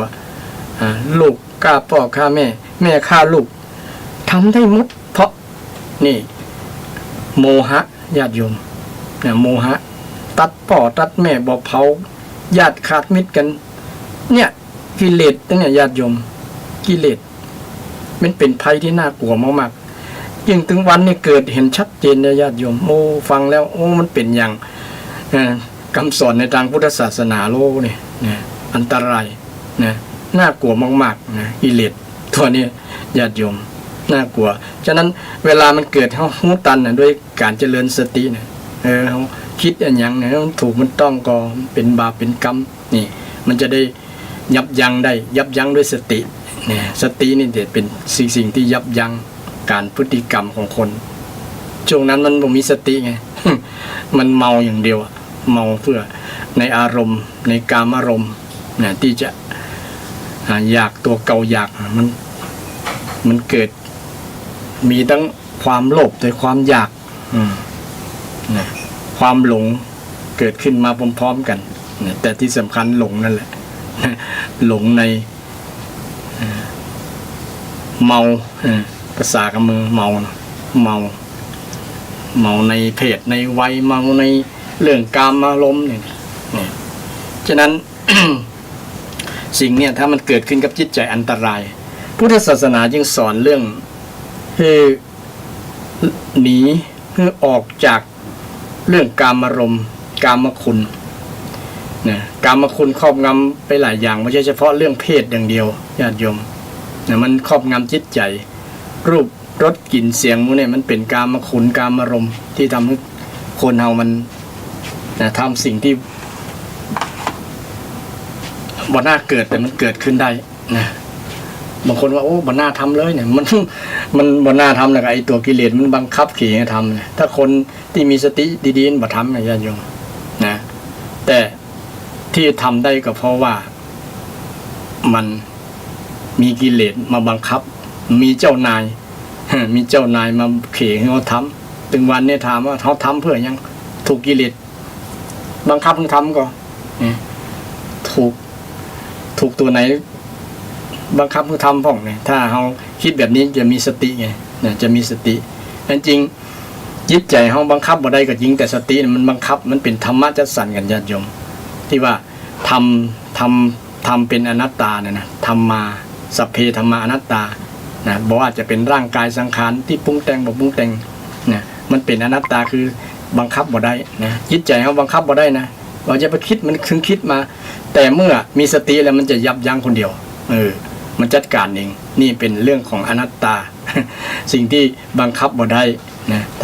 ถ้ามันเป็นตัวตนจริงๆเนี่ยตัวเขาจริงๆมันบังคับได้นะบอกอย่าทำอันนั้นเลยอย่าอุ้ยเด้อมันบังคับบ่ได้ตามธรรมชาติจริงๆเนี่ยนะญาติโยมไปบังคับกันบ่ได้ยิ่งคนอื่นหาสมัยน่ะอย่าหันยะนี่เด้ออย่างนี้เด้อมันดึงบังคับกันบ่ได้ทั้งนั้นบ่โดนบ่ได้แต่มีธรรมชาติตัวหนึ่งที่มันแก้ปัญหาก็คือสติถ้ามันได้สติแล้วมันนึกได้มันทำนี่เรารู้แล้วเนี่ยคิดนี่อยู่แล้วเนี่ยเปิ้นตึงให้ระลึกนึกสิ่งที่เป็นกุศลนะนึกสิ่งที่เป็นกุศลและคิดสิ่งที่เป็นกุศลคิดออกจากกามคุณเป็นว่าสังกัปปะสัมมาสังกัปปะว่าระลึกเป็นนึกคิดเนี่ยถามหน่อยดำริครับผมถามหน่อยเลยครับผมนี่มันระลึกได้กับปัญญามันจะอันใดจะรู้ก่อนว่าปัญญามันรู้ก่อนมันถึงระลึกได้มันเป็นตุ๊กก็ว่ามันระลึกได้เพราะสิ่งนี้ไม่ดีมันสติกับปัญญาสติเกิดก่อนครับปัญญาเกิดที่หลังสตินึกได้แล้วเกิดความรู้ทันทีนะมันมากับสติและสัมปชัญญะมันจะมาคู่กันนะครับเนาะสติเกิดก่อนแล้วสัมปชัญญะเกิดมันก็เกิดมันแยกออกยากเลยมันคล้ายๆกับน้ำเนาะน้ำมันแยกแบ่งเส้นอะไรมันเป็นกับน้ำสายน้ำที่มันไหลไปด้วยนะบุหัวไหนมันอยู่ต้นอยู่กลางมันเกิดพร้อมๆกันเลยมันมาติดกันเลยมันแยกมันเป็นเขาวิถีจิตมันแพทย์ของหัวบัตตันมันละเอียดมากเลยครับนะเนาะระหว่างสติกับสัมปชัญญะนะสัมปชัญญะคือตัวปัญญานั่นเองนะครับผมคือรู้พร้อมนะว่าเขาคิดอย่างเขาอู้อย่างเขาคิดอย่างทำอย่างเนาะเดี๋ยวนึกว่าสติมันระลึกได้เนาะก็มันอาศัยซึ่งกันและกันครับสัมปชัญญะนี่มันเป็นปัญญามามันรู้ว่าไอ้ตัวนี้มันตัวทุกข์นี่ว่าใช่ไหมมันไม่เอาแล้วมันสายหัวเลยอ่ะครับนั่นไอ้ตัวสายหัวนี่คือนะครับครับพี่บุญครับผมครับขอบคุณครับที่อาจารย์มาแจ้งตัวนะเกี่ยวกับเรื่องไว้ภัยวันนี้ท่านผู้ชมเนาะภัยที่สำคัญกับมนุษย์นะเพราะว่าเรากำลังประสบกับภัยคือโควิดนะโลกภัยแต่มันนี่มาเรื่องภัยที่น่ากลัวกว่านั้นคือกิเลสภัยเนี่ยตัวใหญ่ๆ3ตัวในญาติโยมมันเกิดกับเราทุกวินาทีแหละถ้าเราเปิดประตูต้อนรับมันนะก็อยากจะให้โยมเปรียบเทียบนะเพราะว่ามันเกี่ยวโยงกันถ้าเรามี มีภัยมีโควิดเนี่ยมีโรคภัยเนี่ยโรคภัยเกิดขึ้นแล้วถ้าเราระมัดระวังใจเนี่ยไอ้ภัย กิเลสภัยมันจะมาซับซ้อนกันนะทำให้ทั้งร่างกายทั้งจิตใจอ่อนแอพวกเปรียบไปตัวกันหมดป่วยทั้งกายป่วยทั้งใจไปตัวนะแต่ขออย่าให้ป่วยใจญาติโยมนะป่วยใจมันป่วยเนี่ยเพราะกิเลสมันทำให้ใจมันป่วยนะกิเลสทำให้ใจป่วยถ้าใจป่วยนี่อันตรายเลยนะร่างกายก็ปล่อยไปตัวเนี่ยก็มีหลายๆรายแล้วบางคนนะกายก็ยังแข็งแรงนะแต่ว่าถ้าใจมันไปแล้วมันช็อกไปเลยป่วยเนี่ยช็อกจบไปเลยหมดเลยแทนที่จะประคับประคองเนี่ยร่างกายให้อยู่ยาวเนี่ยด้วยจิตใจที่เข้มแข็งจิตใจที่บ่ถูกกิเลสครอบงำนะจิตใจที่เป็นกุศลจิตนะกุศลจิตที่เป็นวิธีของชาวพุทธญาติโยมที่พุทธศาสนาสอนเรื่องอริยสัจสี่กับวิธีดำเนินชีวิตของคนเราทุกวันนั่นแหละนะเริ่มตั้งแต่เห็นถูกเนี่ยภาษาพระพี่น้องว่าสัมมาทิฏฐิเนี่ยต้องเห็นว่าอันนี้เป็นทุกข์อันนี้เป็นทำให้เกิดทุกข์อันนี้วิธีดับทุกข์และสภาวะดับทุกข์มันเป็นสบายๆต้นนะ นะถ้าเข้าใจแบบเนี้ยมันจะเข้าใจถูกนะเข้าใจตามหลักอริยสัจสี่นี่เพราะว่าคนเราก็อยู่ด้วยปัญหาอยู่ด้วยความอยู่กับปัญหาอยู่กับความทุกข์ทุกวันแหละนะเขาจะแก้ปัญหาจะได้โดยเฉพาะปัญหาเรื่องจิตเรื่องใจนะเกิดตั้งจิตตั้งใจเนี่ยมันมาจากจิตใจที่เข้าใจผิดมันมาจากคิดผิดมาจากอู้ผิดมาจากกระทำผิดมาจาก ประกอบอาชีพผิดมาจาก การเพียรผิดมาจากการระลึกผิดและมาจากตั้งใจผิดเนี่ยทั้ง8ผิดเนี่ยนะถ้าไปดำเนินผิดเนี่ยมันจะชีวิตจะบ่มีความสุขชีวิตจะมีปัญหาชีวิตอาจจะถึงความหายนะเนี่ยอย่างยกตัวอย่างคนที่คิดผิดก็คือคนหลงอย่างตะกี้ในเรื่องยกตัวอย่าง2ตัวอย่างมาให้ศรัทธาญาติโยมฟังเรื่องคนที่ถูกความโลภครอบงำจิตใจบอกเกี่ยวกับวัยญาติโยมมันเป็นได้นะเป็นได้แทนที่คนอายุ80นะเป็นแม่ยิงได้ญาติโยมเนาะเข้าวัดเข้าวาบอกคิดเรื่องหมู่นี้แล้วมันบ่มีแล้ว แต่มันเป็นได้อ่ะนะมันยังมีอยู่ใจมันยังมีแต่ว่าสภาพร่างกายมันบ่เอื้อแล้วเนาะมันบ่เอื้อแล้วเนี่ยมันหมดแล้ว ประจำเดือนอะไรอย่างเรื่องโมเนี่ยนะเรื่องความสามารถที่จะมีเพศสัมพันธ์นะมันหมดแล้วนะแต่ว่าใจมันยังมีอยู่ไงใจมันยังมีเนี่ยมันอยากจะมีเกี่ยวกับเรื่องเซ็กเรื่องอย่างนี้มันมีได้เกิดขึ้นได้บอกว่าจะอายุแต่ใด เกิดขึ้นได้หมดนะเป็นลักษณะธรรมชาติที่ธรรมชาติฝ่ายเสียที่มันจะมาเกิดขึ้นกับจิตใจคนนะฉะนั้นอยากจะให้ธรรมชาติฝ่ายดีคือเป็นกุศลเนี่ยเกิดขึ้นกับจิตกับใจเพิ่นก็คือคนเฮาอยู่กับการกระทำพฤติกรรมการกระทำที่เป็นฝ่ายกุศลเช่นมันเฮือตานมันรักษาศีลมันเจริญภาวนาเนี่ยอย่างวัดใดเพิ่นสอนภาวนาอย่างวัด ชัยสถานป่าเศร้าน้อยอาจารย์ท่านพระครูประภัตเพิ่นได้ชักชวนศรัทธาญาติโยมมาปฏิบัติเจริญภาวนาเนี่ยก็เป็นการสกัดกั้นกิเลสนะการดำเนินตามมรรคมีองค์8นั่นแหละเป็นสัมมาสติสัมมาสมาธิญาติโยมสัมมาสมาธิที่จะตั้งจิตเป็นกุศลระลึกถึงกุศลตั้งจิตเป็นกุศลตั้งใจเป็นกุศลเนี่ยบ่ให้อกุศลมันเกิดขึ้นกับจิตกับใจอกุศลก็คือกิเลสอย่างที่ว่านะกิเลสเป็นกิเลสสะภัยกิเลสสะภัยเกิดขึ้นกับเฮาเมื่อใดแล้วจะทำให้เฮาเดือดร้อนศรัทธาญาติโยมเนี่ยวันนี้ก็นำเรื่องภัยเปรียบเทียบระหว่างโรคภัยคือโควิดกับกิเลสภัยศรัทธาว่าอันไหนน่ากลัว อันนั้นน่ากลัวก็คิดเอาคนเดียวเนาะถ้าโควิดน่ากลัวกว่าก็แล้วแต่ญาติโยมอาตมาว่ากิเลสภัยน่ากลัวกว่าเพราะว่ามันตายยากนะมันลบยากนะไปทางใดก็มันเข้ามาตั้งหลายช่องประตูนะตั้งหูตั้งตาตั้งปากตั้งสปะตั้งลิ้น นะกิเลสนะมันเข้ามาหลายๆ6ช่องก่อนเนาะอย่างน้อย6ช่องประตูนะที่เปิดรับมันเข้ามานะบางครั้งเอาเผลอบ่ได้ปิดไว้มันก็เข้ามานะมาทำลายจิตใจของเรามันเขเฮาเนี่ยอันจะอันคิดจะอันนะในทางที่เป็นอกุศลทำให้เราเสียผู้เสียคนสุขภาพจิตของเราเสียก็เพราะไอ้ตัวเนี้ยนะอนาคตเราเสียก็เพราะตัวเนี้ยญาติโยมไอ้กิเลสเนี่ยนะกิเลสเนี่ยพระพุทธเจ้าจึงเป็นผู้ที่ชนะกิเลสเป็นบุคคลแรกญาติโยมชนะพระองค์ชนะกิเลสทำลายกิเลสบ่มาสู่จิตสู่ใจของพระองค์แห่งเลยตายดับสนิทเลยกิเลสเป็นนิพพานในพระนวลปรินิพแปลว่าดับรอบเลยรอบครบบริบูรณ์บอกว่าจะเป็นความโลภความโกรธความหลงดับหมดเลยดับรอบรอบตั้งวาจาตั้งการกระทำตั้งความคิดเจตสิกต่างๆบอกเป็นกิเลสบ่มีกิเลสมารบกวนอย่างแล้วฉะนั้นวันนี้ก็นำเรื่อง กิเลสภัยมาอู้กับศรัทธาญาติโยมหนึ่งในช่วงเทศกาลปีใหม่ด้วยเนาะนำมาเป็นคติธรรมให้ศรัทธาญาติโยมที่จะ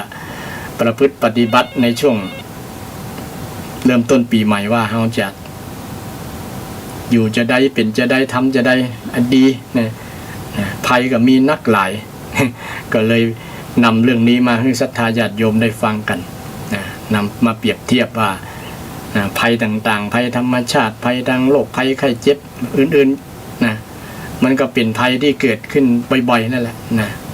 แต่บางครั้งบางอย่างมันก็เกิดขึ้นเมื่อเตื้อก็เกิดนะอย่างโรคโควิดเนาะมันก็เพิ่งมาเกิดแล้วก็กลายพันธุ์แต่ถ้าเรามีระบบป้องกันคือมีสติเนาะบ่มละประมาทลาสาระมัดระวังปฏิบัติตามคำแนะนำของเจ้าหน้าที่ทางสาธารณสุขทางรัฐบาลที่เป็นมี นโยบายในการที่จะแก้ปัญหาในการปฏิบัติท่าทีในการปฏิบัติต่อการที่จะบดเสี่ยงต่อการติดโรคโควิดเนี่ยนะมันก็เป็นสิ่งที่เราบ่ได้มีผลกระทบยังแต่ว่าส่วนหนึ่งที่มันกระทบก็เกี่ยวกับเรื่องรายได้เกี่ยวกับเรื่องอาชีพมีบางท่านส่วนหลายที่เดียวละเนาะที่กระทบนะจะขายครัวเป็นแม่ค้าก็เป็นประกอบอาชีพต่างๆอาชีพเกี่ยวกับ บริการนะเกี่ยวกับแม้แต่เครื่องบินญาติโยมเนาะเดี๋ยวนี้ก็ยังตกงานนะบินแทบจะไปบ่รอดนะ แทบจะล่มละลายนะก็เอ็นดูสงสารศรัทธาญาติโยมที่มีอาชีพเกี่ยวกับอาชีพที่ว่ามาเนี่ยนะก็เป็นผลกระทบพอสมควรแต่ว่าเรายังมีสติปัญญาที่มีธรรมะคุ้มครองลึกถึงธรรมะของพระพุทธเจ้าก็ได้สอนวิธีที่จะดำเนินชีวิตแบบฆราวาสก็ดีแบบเป็นตุเจ้าก็ดีมีหมดญาติโยมคำสอนที่จะแก้ปัญหาแก้ทุกข์นะเราสามารถนำคำสอนของพระองค์ไปใจได้นะแต่บ่เจี้ยก็ลองไปทดสอบก่อนเนาะว่ามันแก้ได้แต่ก่อนนะบ่มีเงินอย่างเงี้ยจะได้ท่านนะ บ่มีเงินกับพุทธศาสนาก็สอนว่าขยันกันเนาะทำงานแต่ก่อนเคยทำปกติเดี๋ยวนี้ก็ต้องเพิ่มขึ้นนะครับต้องมีงานหลายอย่างมาประกอบเพราะว่ามันจะได้เพิ่มเติมเกี่ยวกับเรื่องการจับจ่ายใช้สอยเรื่องค่าครองชีพต่างๆนะเดี๋ยวมันก็จ่ายต่างๆรายรับรายจ่ายต่างๆมันก็แทบบ่พอรายจ่ายนะรายรับเนี่ยเราก็ต้องขยันเพิ่มขึ้นอย่างในทางพุทธศาสนาก็สอนเรื่องมันขยันหรอไม่ใช่ว่าต้องไปขอนะ ขอเนี่ยถ้าขอได้ก็ดีอย่างรัฐบาลเป็นถ้ามันมีเงินไปขอรัฐบาลก็นะจะกู้มาหลายแล้วนะ นะเงินในโครงคลังแทบจะบ่มีแล้ว นะมีอยู่แต่มันมีน้อยจะเอาเงินคงคลังมาใช้ก็ยากลำบากนะต้องไปกู้นี่ยืมสินมาศรัทธาเยอะมาเยียวยาอย่างต่างๆเขาก็ต้องเพิ่งตัวเก่าเนาะพุทธศาสนาสอนให้เพิ่งตัวเก่าก่อนนะขยันให้มันบ่เหนือบากกว่าแรงนะคนเขามีสติปัญญาอยู่ขอให้มันขยันตั้งใจแต่นะทำมากินมันถึงอยู่รอดญาติโยมนะมันบดเหนือปัญญาของคนละ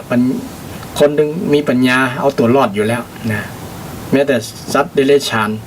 มันยังเอาตัวรอดได้เนาะ มันยังตัวรอดได้นะคนเรามีสติปัญญามันจึงอดตายนะอย่าไปท้อถอยนะญาติโยมเนาะคือกำลังคิดกำลังใจคนที่มีผลกระทบอยู่ในปัจจุบันเนี่ยนะอาจจะเครียดนะบ่มีงานทำก็จริงๆงานก็เบลอแหละแต่ว่ามันอาจจะมี รายได้ลดลงประมาณนั้นเราเคยได้นักเนาะแต่เรากลับมาได้น้อยเดียวเนี่ยเป็นต้นเนาะมันก็จะทำให้เราคิดนักคิดหลายเครียดไปนอนบ่หลับนะกินบ่ล้ำเป็นต้นเนาะนะค่อยๆแก้ปัญหาไปคิดหาวิธีไปนะโดยเฉพาะความขยันทำงานทำมาหากินเนี่ยนะมันก็หลักคำสอนพุทธศาสนาก็สอนญาติโยมสอนวิธีแก้กันหมดละนะวิธีแก้ทุกข์มีหมดในคำสอนทางพุทธศาสนาถือว่าเป็นคำตอบเป็นวิธีเป็นที่เปิ้งญาติโยมเอาธรรมะนี่แหละเอาตัวเฮาเนี่ยเป็นที่เปิ้งญาติโยมความดีงามคำสอนทางพุทธศาสนาเป็นพระธรรมคำสอนเป็นสรณะธ ธัมมังสรณังคัจฉามิเนี่ยเราจะหันชัดช่วงที่เรามีวิกฤตมีกับประสบกับความทุกข์ประสบกับปัญหาต่างๆเนี่ยเป็นบทพิสูจน์ได้เลยญาติโยมว่าธรรมะจำเป็นก็จำเป็นทีเดียวยิ่งครอบครัวไหนมีปัญหาต่างๆเนี่ยธรรมะแก้ไขได้หมดญาติโยมการทะเลาะวิวาทกันการบ่เข้าใจกันในครอบครัวนะการแตกแยกยาร้างอย่างต่างๆมันมีหมดในคำสอนทางพุทธศาสนาคำสอนคือพระธรรมคำสอนเป็นคุณธรรมที่ต้องถือปฏิบัติกันทุกคนบ่ได้เสียค่าเสียราคาบ่ได้เสียสักบาทนะญาติโยมนำคำสอนของพระองค์ไปถือปฏิบัติเพราะพุทธศาสนาเป็นศาสนาสอนเรื่องการกระทำการกระทำกรรมวาทีคือสอนเรื่องการกระทำทำจะได้จะอันทำดีได้ดีทำชั่วได้ชั่วคิดดีได้ดีคิดชั่วได้ชั่วนั่นเป็นสัจธรรมที่สามารถที่จะพิสูจน์ได้เลยและลงมือปฏิบัติทดสอบได้ทดสอบได้แล้วได้ผลดีด้วยตัวญาติโยมฉะนั้นในวันนี้ช่วงเทศกาลปีใหม่ก็ขอให้ศรัทธาญาติโยมได้มีกำลังจิตกำลังใจต่อสู้กับปัญหาต่างๆกับภัยต่างๆวันนี้ได้อู้เรื่องภัยสองภัยเปรียบเทียบกันเนาะภัยโลกภัยและก็กิเลสภัยแต่กิเลสภัยเนี่ยสำคัญญาติโยมเราจะมีความสุขบอกความสุขอยู่ที่ ทำกิเลสให้มันลดน้อยหายลงอย่าให้มันเกิดขึ้นกับจิตกับใจโดยการนำเอาหลักอริยสัจสี่นี่แหละญาติโยมไปเจริญบ่อยๆไปทำให้มากๆนักๆแล้วก็จะเป็นผลดีและก็พ้นทุกข์เองฉะนั้นในวันนี้ก็อู้มาก็ใกล้จะครบเวลาข้างแห่งนาทีแห่งสักนาทีเปิดโอกาสให้ศรัทธาญาติโยมท่านใดอยากจะกลิ้งกลางเข้ามาก็เรียนเชิญเจริญพรเด้อ053-114-332 053-114-332 รายการนี้เป็นรายการสดเปิดให้ศรัทธาญาติโยมมากลิ้งกลางได้แต่บางคนก็บอกว่าจะทำยังกับเป็นอย่างขอให้ตั้งใจฟังฟังแล้วก็ยินดีด้วยนะญาติโยมเนาะเป็นถือว่าเป็นกู้อาตมากู้มาจัดยาวนะเป็นเวลา2 ชั่วโมงก็เป็นหน้าที่ของทุกเจ้าอยู่แล้วที่จะมา